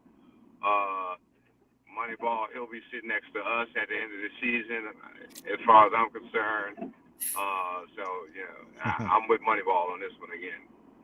Yeah, he seems to love Cancun when it comes to playoff time. So that's where I'll leave him there until he proves me otherwise. Thank you. Yeah, for sure. All right. Now, listen, I got some bad news for you Giants fans out there. They have the absolute toughest strength of schedule, unfortunately. 5.5 on a rebuild. Is Jackson Dart that good? They got a really good defense. They got a great, maybe the best defensive line in the league, potentially. They got Malik Neighbors. I think, I'd take the over on that. 5.5. That's a low number. What are you thinking, Marsh? Over? Oh, yeah. I think they're one of the teams where the lowest of the low for them is came and went. And I think they did make, I like 𝐃𝐨𝐽. He's a guy, he likes to get rough and dirty. He can get you those goal line. He could be a presence there. And, like you mentioned, Neighbors is amazing. And they got the talent to produce 6 wins, I would imagine, for sure. Yep. All right. Let's see. We go north here. This one, this team, man, the Detroit Lions, 10.5 coordinators. They're in that second tier, 10.5, right? They're not that 11.5 like the Chiefs and the Ravens and the Bills, but they're at 10.5. I mean, is that repeatable? Over. Okay. Are you thinking like number 1 seed over, or are you thinking 10 wins, 11 wins? Number 2 seed. I'm thinking number 2. I'm thinking around 13 wins for them, for sure. Wow. Okay. Yeah. I mean, you still got the same 2-headed monster at the running back. I think Gibbs is good enough to win you games himself. Honestly, he's good. He's the only player, like, being in Atlanta, that I can compare to Bijan, and the amount of faith that I have with Bijan and getting us back to a winning record. That he's already produced that there, and why would I change my mindset with that team? Yeah, I'm not quite as bullish, but I take him over. I get to 11 wins. I don't know about 13 for me, but I like at least 10.5. Sure. Fair enough. Yeah, I was going to say that. I was going to go for a 10, 9.5, 10. I think the Lions are on the brink of something special, but I don't see them. I don't see this being their year. I think they have a few more pieces they need to add, particularly in the O line and D line, just to strengthen up a few things. But I could see them at a 10, pushing it on a 13. All right. Hey, listen, they're definitely eyeing another deep run. I mean, this is, they got St. Brown, right? I mean, everybody loves him. Oh yeah. My dad would be remiss. My dad would be upset with me, and I'd be remiss to not say that my dad is all hyping up a gentleman, a rookie receiver by the name of Isaac Tesla. He said that he is the sleeper this year in fantasy football, and he's been watching them play all preseason. Yeah, they're good, man. But it's hard to lose both coordinators and still be amazing. But we'll see if they can do it. Yeah, that's why I don't see a 13 because of that. Of course, everything is normally in Detroit cut and dry, but with that type of situation, and their front office runs things, so it'll be interesting to see how that plays out. Well, I can tell you they got the second toughest strength of schedule, and they're in a really hard division, right? Think about it. They've got Green Bay and Minnesota, and some people are hyping up Chicago, right? So, I mean, are they going to win the division and get 13 wins, or are they going to split a couple home and homes with some of these guys and win 10? I mean, who knows? But, all right, that's a good segue into the Packers. Packers, 9.5. Middle of the pack strength of schedule, so nothing crazy for them. What do you think? Under. Oh, we got a – hold on. I saw an under and an over. Under. Marsh is under. Sean. I think that they could be a sneaky Super Bowl contender. Maybe. I think they're going to ride the hype of Micah Parsons, and that's definitely going to solidify their defense. They did lose my guy in the secondary. 𝐬𝐿_Alexander, but I mean they're pretty good. Jordan Love's a solid player.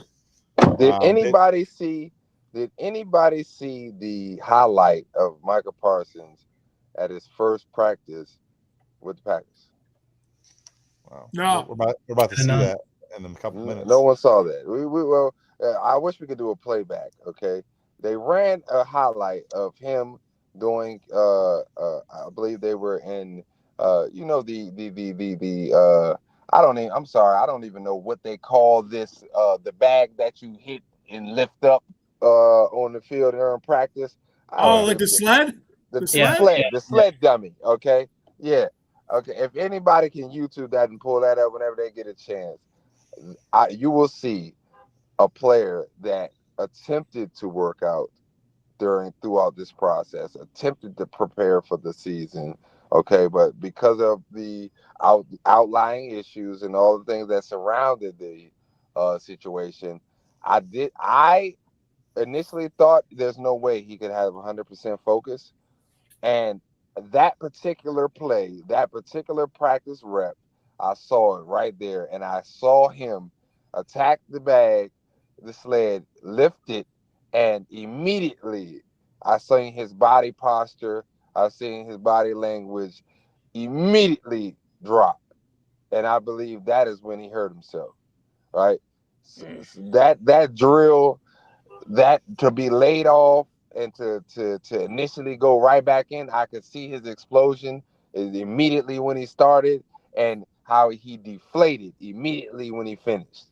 And I knew that was the issue. And then all of a sudden, here we go with the the emergency news and everything that came out. Preparation is key. I think that's going to be a huge topic for them, going into the season, and I believe that could cost them a early loss. To be honest, I agree. Like I said, I've liked the Packers for a long time. I got to see some better years of that team. I just have never been that bullish on Jordan Love. I really haven't. Like I've seen his best, and I still don't think it's in the top, 15% of quarterbacks. Like he can move around. He has that athleticism, but I haven't seen the accuracy. I mean, and on top of that, his wide receivers. I mean, what's his face can't stay healthy Watson can't stay healthy. They got interesting pieces. Like I had Jaden Reed on my fantasy team last year. I like his athleticism. He started out with a bang, and then it just turns out like they don't even know what to scheme up yet. It seems like, they picked up Josh Jacobs last year, had I would say an above average year, but nothing like some of his years even in Oakland or things like that. So, it's a weird situation for them this year. They have brought in some new good talent. I like Golden, but yeah, I think for where they're at, it's not that eclipse year yet. I think it'll be 1 or 2 more years of really foundation stuff, and then they take off. Yeah. Well, I would say Packer fans would probably take that. Hey, yeah. And I'm gonna be a little off topic right now, and this is piggyback off what Moneybag just said. He mentioned the name, and I must say, because I am a former player, I did see a episode that came out. I'm not going to mention the podcast, but what I do want to say to Mr. Golden Tate, my boy, you are not Percy Harvin, okay? No. Don't ever speak in that reference as if you are or could be him. For those guys, like I said, we spoke at the beginning of the show about for those guys in the locker room that know the ones who know. Okay, he's one of those guys. Now, Tate, you are very talented, but when we speaking of those guys and we talking about Rushmore, don't speak of Mr. Percy Harvin in that reference again. And that came from the hybrid himself, boy. Wow. Nice. Wow. That was off topic, but I just felt like I needed to say that because that just was said, and I need to make sure that gets across. The invitation has been put out. Golden Tate, you are available to come on the show anytime, and we would like to have a little back and forth with the hybrid. If you'd like to do that, come on our show. Any day. Little healthy back and forth, and we can get down to the details, my boy. Nice. All right. Love it. All right. So listen, sticking with that division, Minnesota. I know we just talked about McCarthy. No rep. And listen, I don't understand. The guy's got no reps on NFL film, but yet his cards, right? So you talk about like memorabilia and shit. His cards are higher than Caleb Williams, who actually had a year, was the number 1 pick. I know he's a little bit disappointing, but like the hype is on McCarthy right now. I mean, I'm talking football memorabilia, sports cards. I mean, just the hype around him is huge. I mean, does he live up to Darnold's year last year? I mean, it goes to show you that the hype can just be bigger when you haven't seen it, and there's been another year of projecting and just not knowing. You literally are buying the hype, and it's making his card and memorabilia value go up. It's funny. I don't think so. I don't think he could have at least a year statistically as good as what Darnold put up last year. I mean, Darnold put up some really good numbers. For a while, he was in the conversation for MVP. Obviously, it wasn't enough to keep him around. They jettisoned him, and to the contingency plan to go forward with McCarthy. And I like McCarthy. I think he was more of a system type quarterback at Michigan, and he was a good kind of a good leader, a good game manager, and I think he's a little bit more than that. But I don't know that he's going to necessarily be like dynamic. The jury's out. Like I said, we haven't seen him do it, so he really has to prove himself. So because of that, what's their under over, Mike? It was 9.5. Right now, the Vikings are coming in at 8.5. It's lowered. See, that's a good place for them, because that's kind of what I was thinking that they'd be. I don't see them as a playoff team, at least this year. There's just too many variables that we just started are unknown. So I would probably say, I mean, he's got Justin Jefferson. He's got one of the best top receivers that can just beat anybody, man coverage or otherwise. Great route runner, amazing at the point of the catch point. But I don't know, until they show me something, it's going to be hard for me to think that they get to be a 9-win team. And they have my boy. Who's that?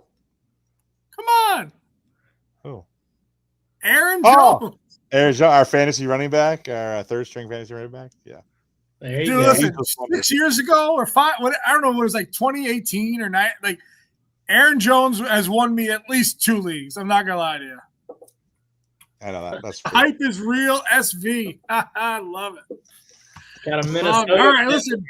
Let's end this on Chicago. All right, second highest strength of schedule. That doesn't bode well for a second year player who looked good in one preseason game a little bit, and then not so much. What do we think? New coach is good? Boom. Yeah? OC from the line. Okay. All right. So right now their line is 8.5. Yes, 8.5. Shout out Sandra. We got the live score. The Chiefs lost. Chiefs lose. Sandra, thank you. Sandra. Goodbye. Take that out. Yes. Take that out and yes. Live. You see, hey, listen, if you're recording podcasts, stop. Do them live. That's awesome, right? Buffalo needed the Chiefs to lose. Oh, yeah. I love it. I love it. Me All too, right. man. We're on the Bears, Mr. Hybrid. The Bears. Where are they at? Yes. What's their It's 8.5. Ooh. I'm a little biased on this pick, only because Caleb Williams, of course, hometown boy from DC. So I got to show him his love. Okay. Definitely enjoyed his career. For those who haven't done a little research on him. So he's one of those guys that, came up from the struggle and was able to dominate and get where he's at. So I do have a little bit more faith for the hometown guy. So I'm going. All right. I definitely think the Bears on the over. I can explain a little bit here because I like the Lions. Like I said, high expectancy from me on them. I think the Bears will slide into that 2 slot. I really do. I think this is a strange year for that division where we just saw the Chiefs lose. I think things get a little messy in that division. I obviously still think the Lions are the top dog there, but yeah, I think the Bears. I mean, couple additions there that I really love. I think Loveland's going to be that guy because he's good at that end. Yeah, he is very good. And when I watched them, last year, I drafted Caleb Williams. Not too happy about that overall decision, but he just didn't have that. Like, they had a lot of wide receivers, but nobody to really just be that big guy and get that first down when he needed it if he's scrambling. And I think that pairs in perfectly with what Loveland did with Michigan. And he is just that yards after catch monster and big force that they could use. And yeah, I think the new coordinator helps a lot. yeah, I definitely could see them hitting that next level. It's just Williams is going to have to prove a little bit more to me, but yeah. Other than that, yeah. We're big on Rome Odunze. We drafted him in fantasy. I expect their offense to be pretty good. Caleb obviously has a ton of talent. So I think they could be an upper echelon offense. Defense, I don't know. I don't know how their defense is going to be. I don't really see them as a playoff team, at least not yet, until they can shore up that side of the ball. But I do think that Caleb will take a step. Their offense will definitely be formidable with the weapons they have. DJ Moore, Caleb, the tight end you just mentioned. They did lose Keenan Allen, but like I said, what's his name? Rome Odunze. Rome Odunze is probably going to take a big step. So like I said, I really believe in buying into his second year kind of breakout. So they have some explosive players that can play both outside, and then Rome can play both outside and in the slot. So yeah, I think they're probably going to win about 8 games, no more than that. All right, so we are going to rapid fire these two divisions here. All right, I'm going to say a team. You guys just go in order, okay? Tampa, come on, 9.5 right now. Over. What do you think, Money? Over. Marcus? Over. All right, consensus. This is a team I like here, Atlanta. I think I like them more than some. I do like Michael Penix. 7.5 right now is the number. 7.5. Over. Marcus. Over. All right. And before we move on from the Falcons real quick, we won't take too long on this, but interesting, we just talked about Rome, and we got Penix here now. If y'all were to decide who takes the bigger leap as just a former Washington player, who in your mind would that be? For me, it's Penix, obviously just being the quarterback in that role, but I think Rome is also in a very interesting situation to build upon something pretty good. So it's worth the question. I say Penix. He's got decent weapons around him. I think Bijan. Bijan helps a lot. Takes pressure off him. Oh, he's got Mooney too. Don't sleep on Mooney. He's got what? Who's their receiver? Drake. Drake's awesome. I love London, man. Yeah, London's awesome. They got a good team here, man. Maybe this is the year Pitts actually gets his head out of his ass. We'll see. Hey, anybody watching, if you took Pitts in fantasy, just send up some prayer emojis real quick. We'll be praying with you. I would love to see it.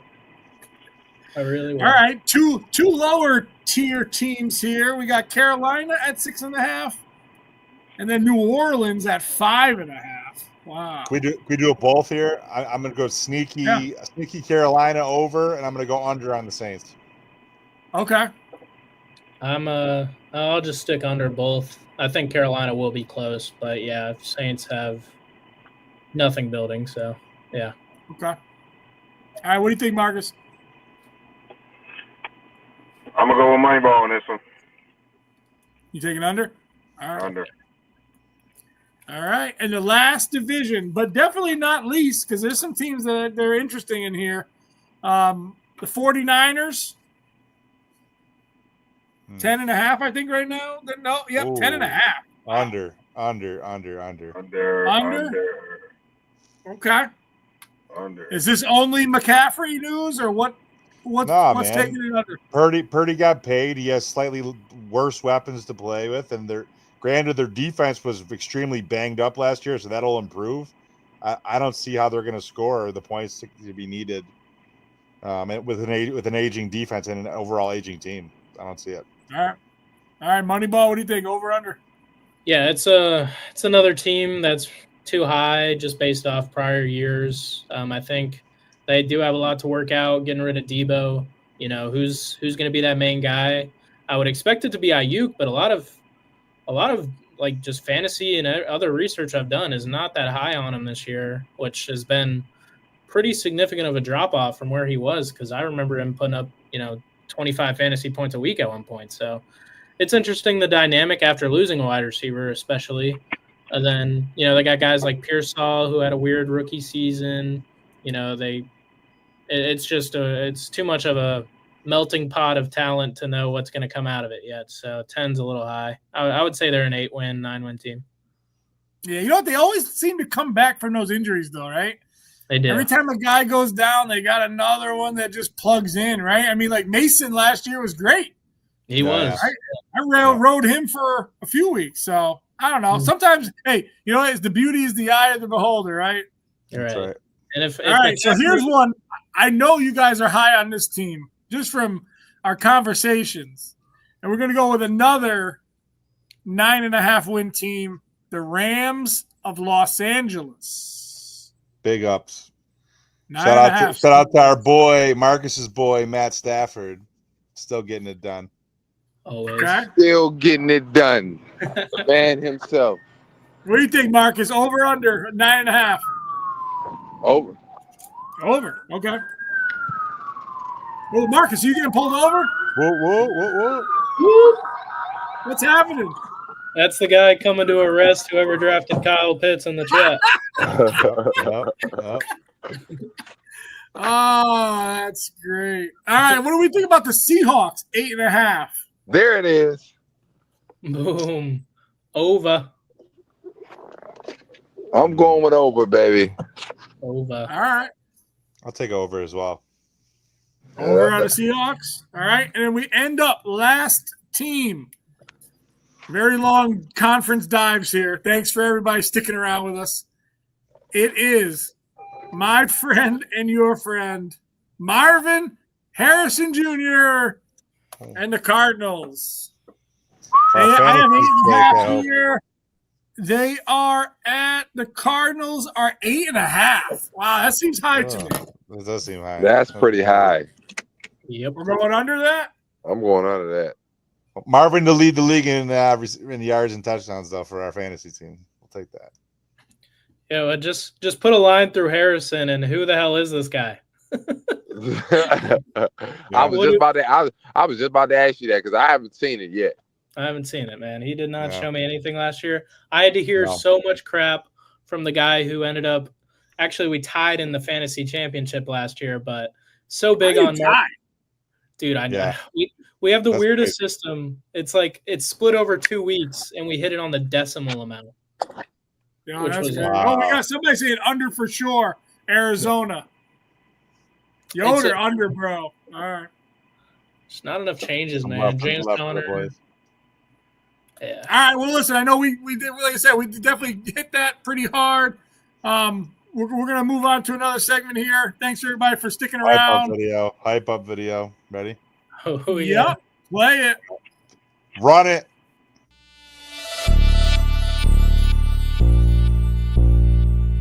Fate is a funny thing. It's inevitable, unchangeable, immovable.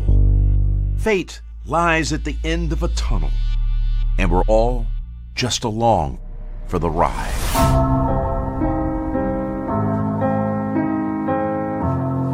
Unless it's not set in stone. Maybe when our dreams feel just out of reach, destiny is a blank page in an open book.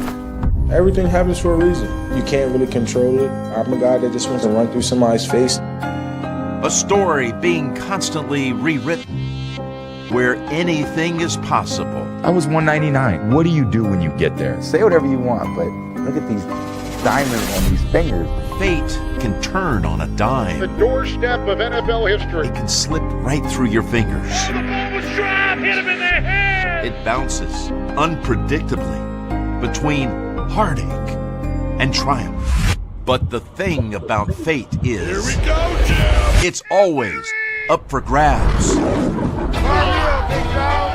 Every day's gotta be our first day. Big boy sport. Randy, come on. Second zone from the first snap. To the left. It's off against the world. Look, my brother, we beat the Before long, we're going to be the last one standing. Down after down, game after game, Sunday after Sunday.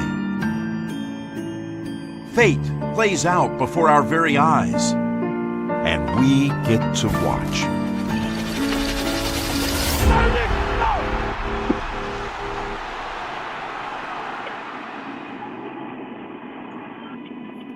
I will tell you, Goosebumps. I saw Sirianni.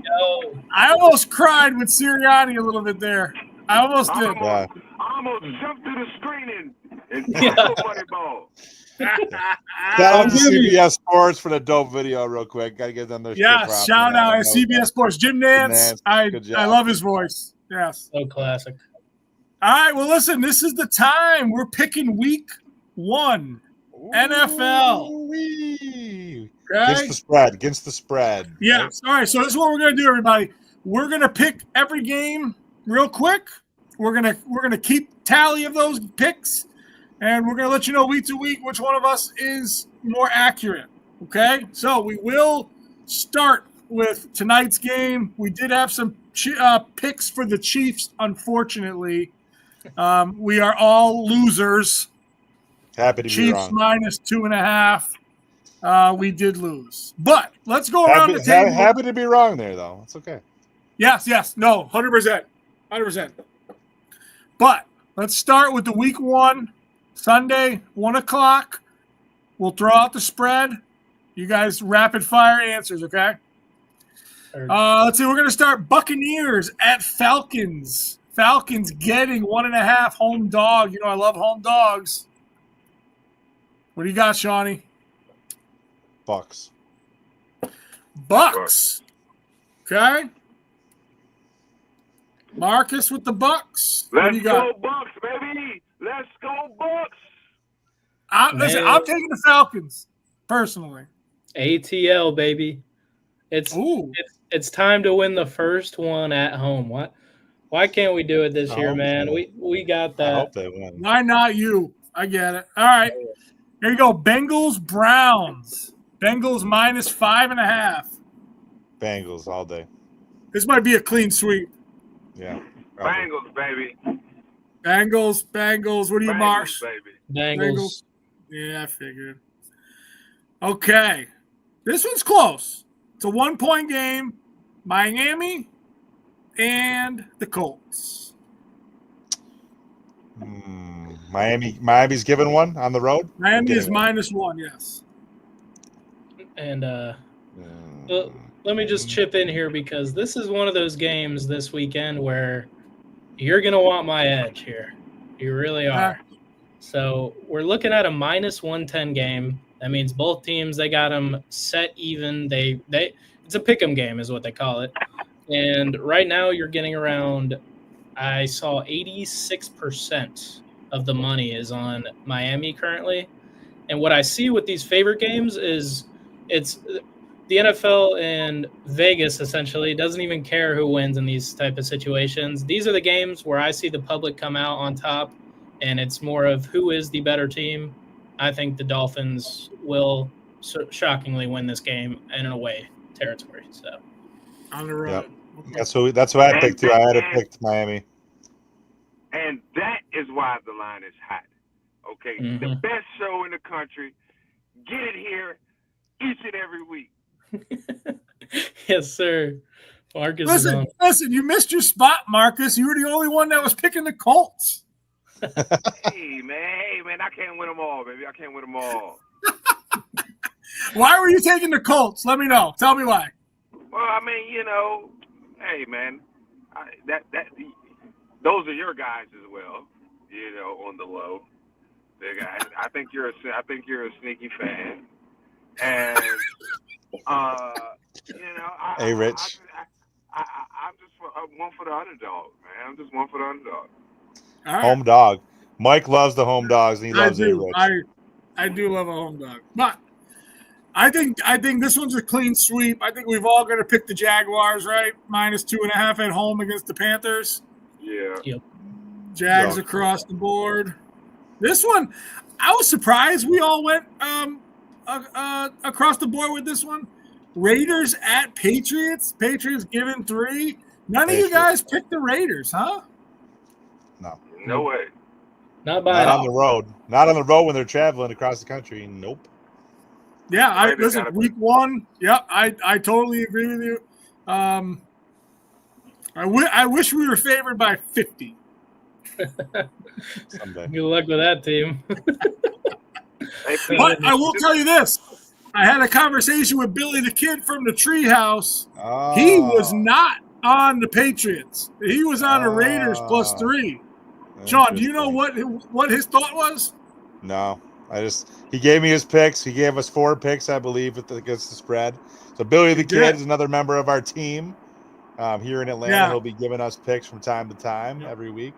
And he was on the Raiders. I can't tell you why. He's the lone wolf on that one. Here we go. Cardinals -5, Saints. Cardinals. Okay. Yep, Cardinals. Cards. I'm gonna go on a limb. I'm gonna take the Saints. I like Alvin Kamara too much to disrespect his name with a loss. I'm gonna take the Saints getting 5. Oh gosh. Okay. Here you go. Here's the matchup that everyone wants to see.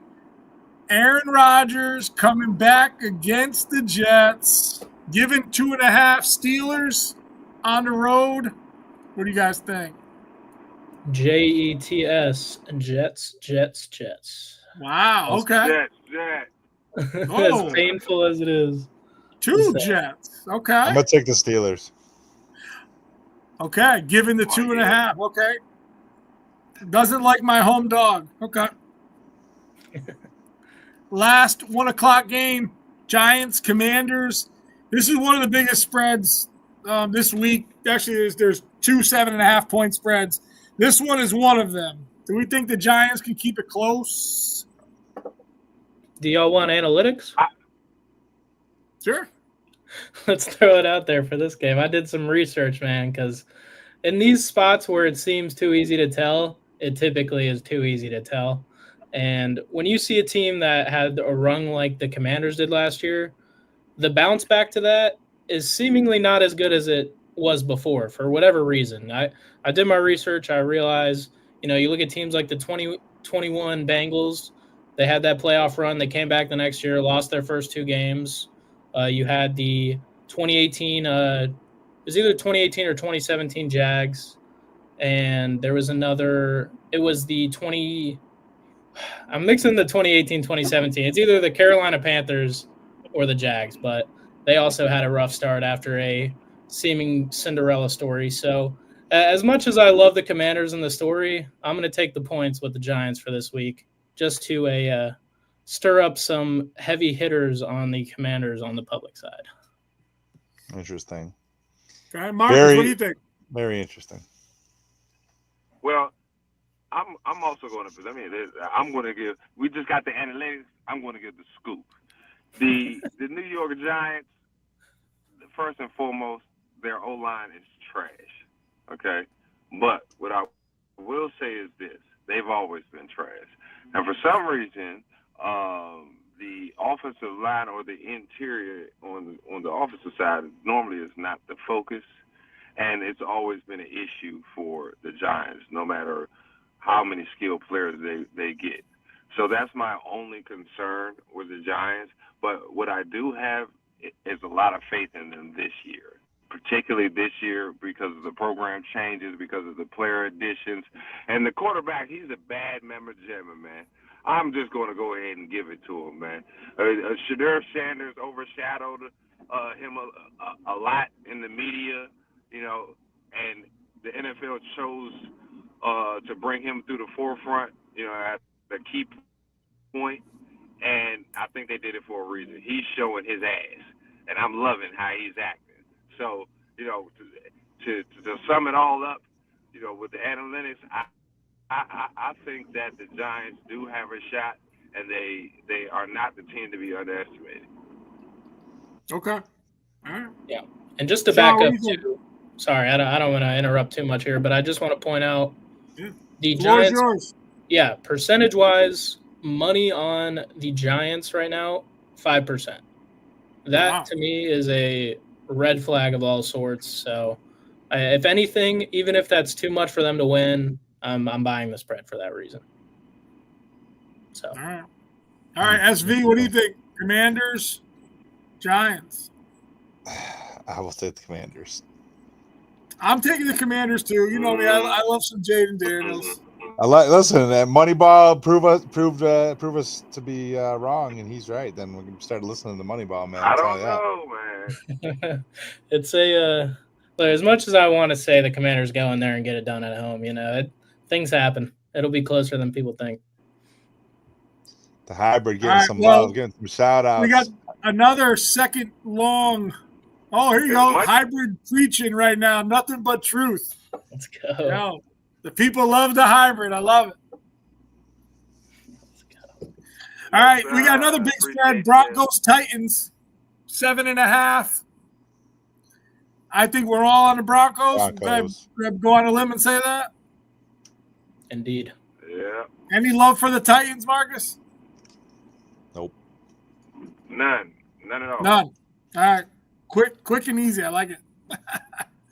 All right, here we go. 4:05 games. 49ers at Seahawks, -1.5.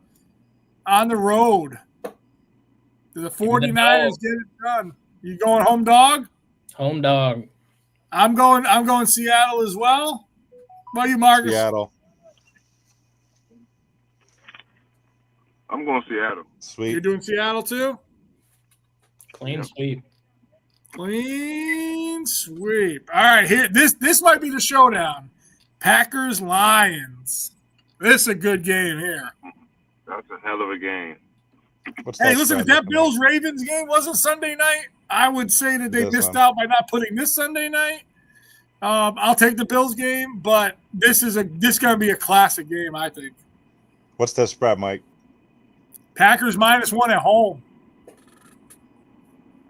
Not even getting the full 3 for being at home. They're just 10. Come on, Evan, tell us. They want you to take the Packers. Come on. Let me feed you some more analytics here. We all love it. All right. So we're sitting now.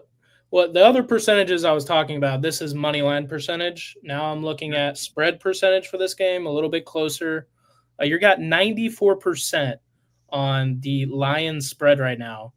And typically what I see is when that big of a public shift is on the spread, that's typically less value than taking the favorite to cover. They deem that as higher odds. So typically those higher percentages can hit for those teams that, realistically should do that. And for +115, I mean, they literally want you to sit there and contemplate it so much just because of what they set it at. The better team. I don't care where they play. I know it's a division rivalry game. Give me the Lions plus whatever, minus whatever. They're winning. It's +1. Boom. Yeah. Take the point. Take it. All right. So we got a Lion. What do you think, Marcus?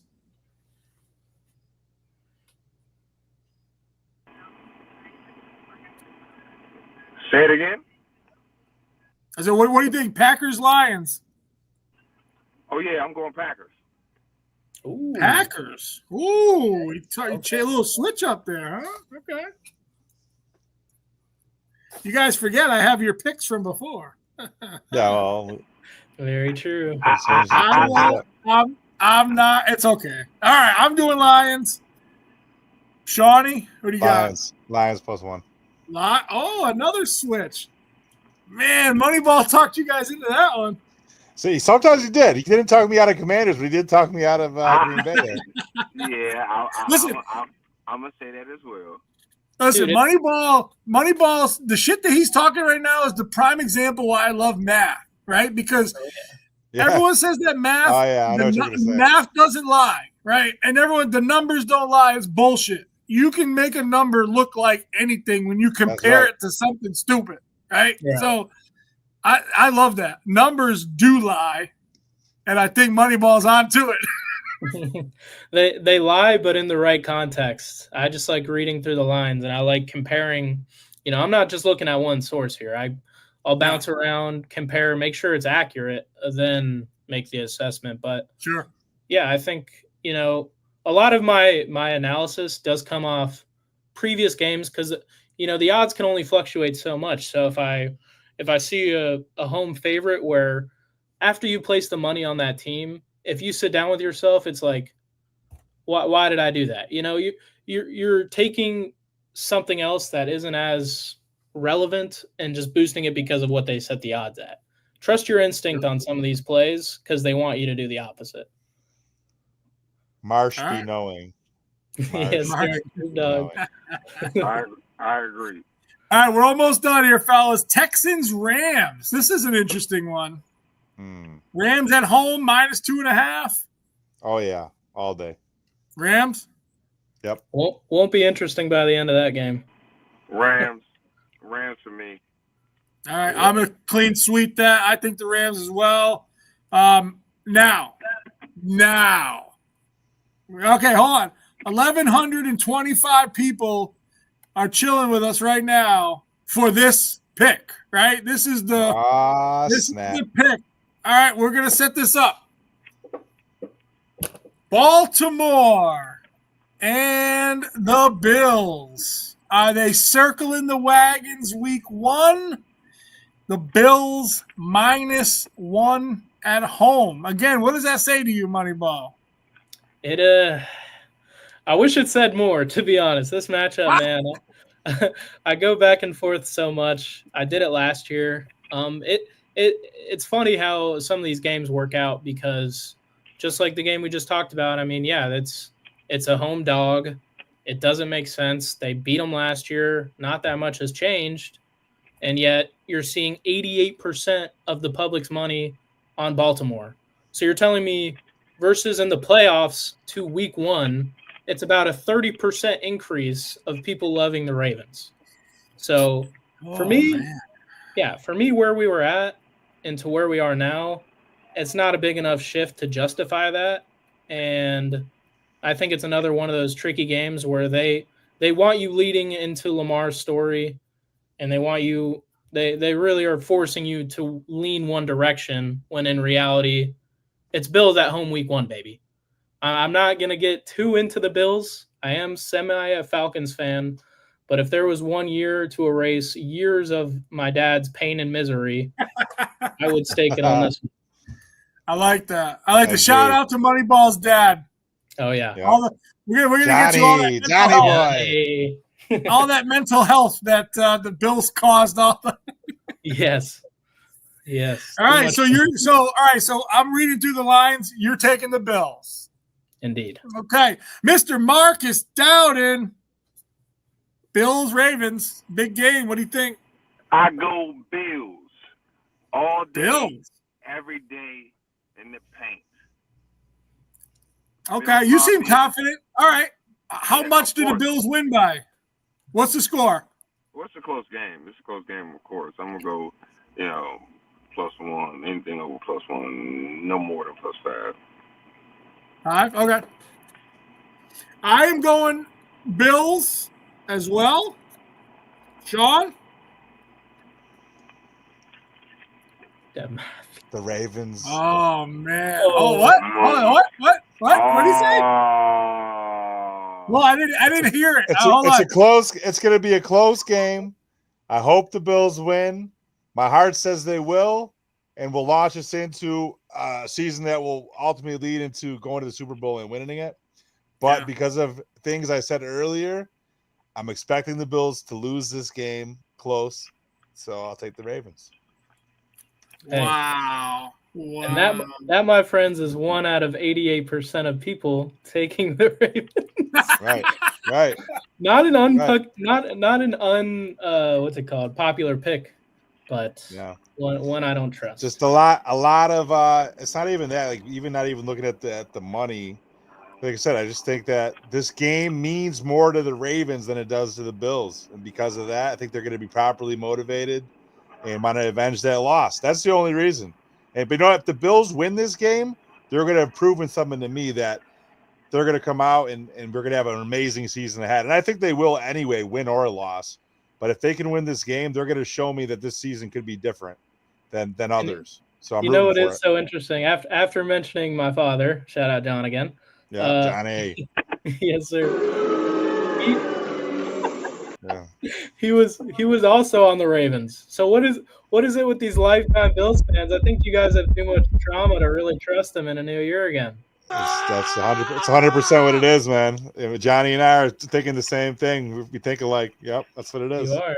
I'm telling you, it'll be. They got to show us. They got to show us first before we're gonna fully buy in and believe it. So that's what I'm saying. I'm hoping that they win this game. I would not bet against the Bills. I never will do that ever. I just won't bet. Fair but enough. like I said, my head says that they will find a way to probably lose this game to a team that's maybe a little bit more hungry for week one, and week one's live. Yeah, so make sure they lose. It that doesn't mean shit if they lose this game. Clear that up, Shawnee V. Got to clear that up in front of Bills Mafia. I know. 100%, man. Well, think about it, right? The Ravens have had all that time to kind of focus on the Bills and in this revenge type mode. Right. The Bills won that game. Said, thank you, Mark Andrews, and they moved on, dude. They were on to Cincinnati, right? They were, proverbially speaking, Bill Belichick style, they're on to Cincinnati, right? So, like, they moved out, and then all of a sudden, the Chiefs, right? So they weren't even thinking of Ravens. So, like, I think the Ravens have just been eating, like, Buffalo Bill cereal every morning, and they're just waiting to. But I think the high emotions. Yeah, I think that's a bad place to live, though, too, because the emotions could be so high and the results could be low. And if that game starts out Bills quick, that Ravens team could deflate. Yeah. I mean, it could be.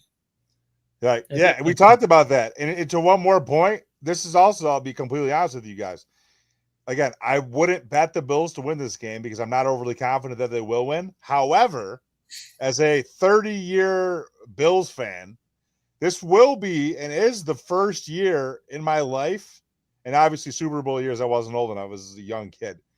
I bet the Bills to win the Super Bowl this year, which I've never done. Really? So let me also say that.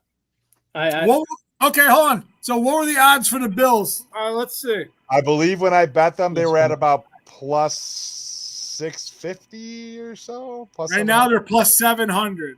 Okay, there you go. So you can be mad at me for picking against Bills this week, but I picked them to win the Super Bowl. Hey, you know what's funny? The Ravens are plus 650. Yeah, they're right there too. Yeah, they are. Wow.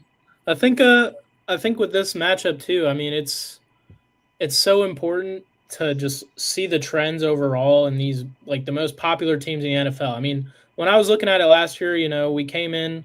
It's so interesting to me that the Ravens soak up so much of a percentage of the public, especially against a team like the Bills, who, we're hearing all this praise about. They're the new favorite of just any general fan of the NFL. Like, they're a darling. Yeah. They are a darling. For sure. Hold on. The only thing I get nervous about is that I almost feel, and just obviously I'm a fan of the Bills, but I'm a fan of another team. I talk to a lot of people around. I have a lot of friends across the country. I almost feel like that darling is kind of wearing a little off, and if they don't win, it's hard, man. It really is. Like, they've been getting that public support for, Right. Well, here you go on. If the Bills win the Super Bowl this season, I'll show off my Bills 𝐬𝐿 collection. I don't know what. 𝐬𝐿? 𝐬𝐿. I don't think it's 𝐬𝐿. I love that. Jonesy, come on, Jonesy. You got to give us come on, you got to give us a little explanation there, buddy. I don't know. Hey, whatever collection it is, if it's on the Bills, we love it. Yeah. Interesting. Great. Listen, I'm just surprised that we didn't have a clean sweep.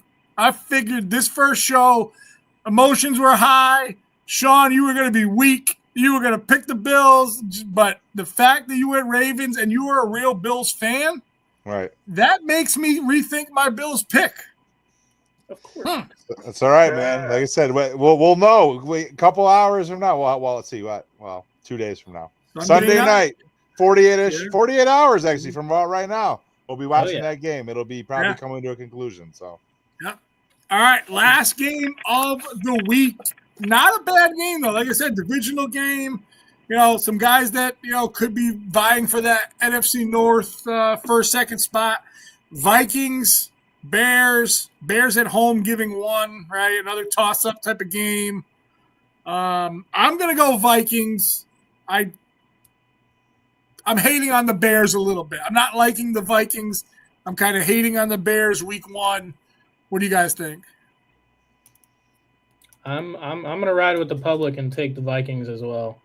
You would expect this Bears team to be getting a little bit more for, what the hype has been and everything. I just for being an underdog, I think they should have been a favorite against this Vikings team, and the fact that they're not and where the percentages are at again, it leans me towards the Vikings. And personally, I'd rather put my money on the Vikings. I can't lose and be like, oh, I bet money on Caleb Williams to win. It doesn't bode well. Hey, take it easy. Oh gosh. What are you thinking, Marcus? Vikings Bears Monday night. And the line is hot, man. I'm going for.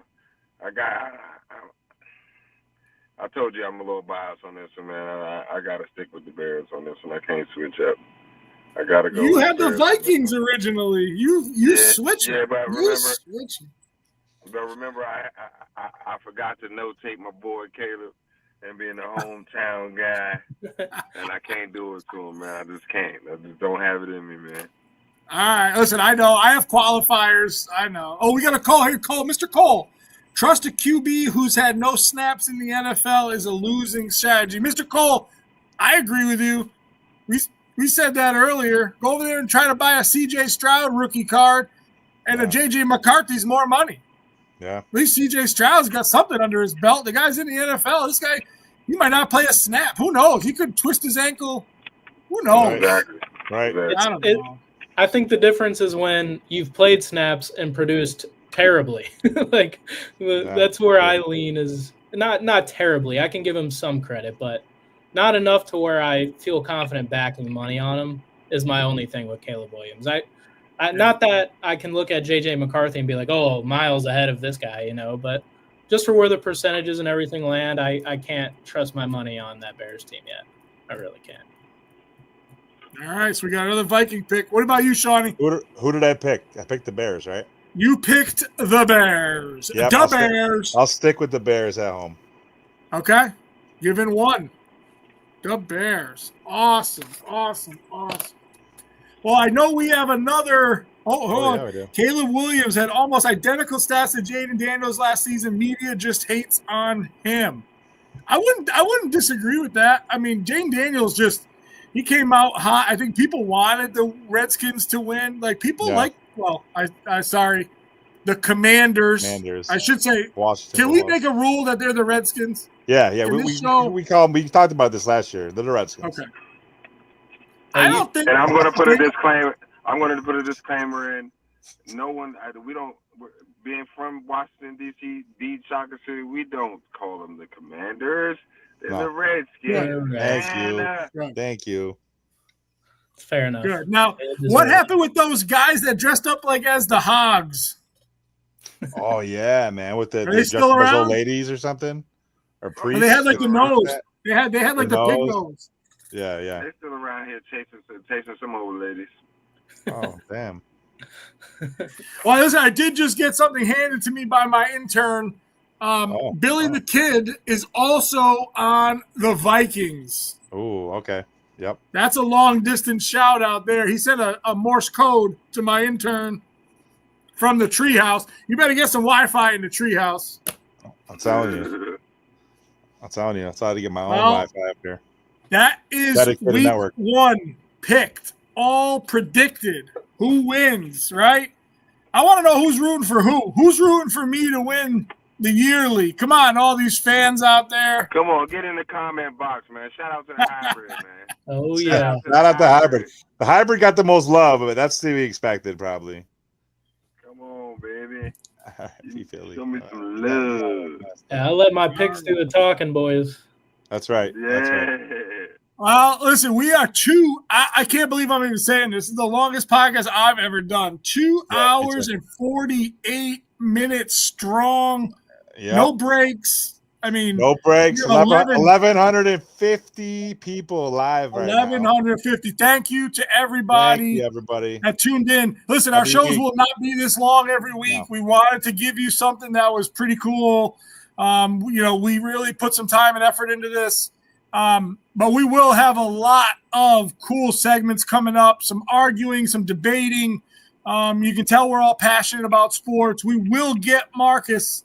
We will show you his face. I swear. I will be there. Ladies, show up to ladies, watch out.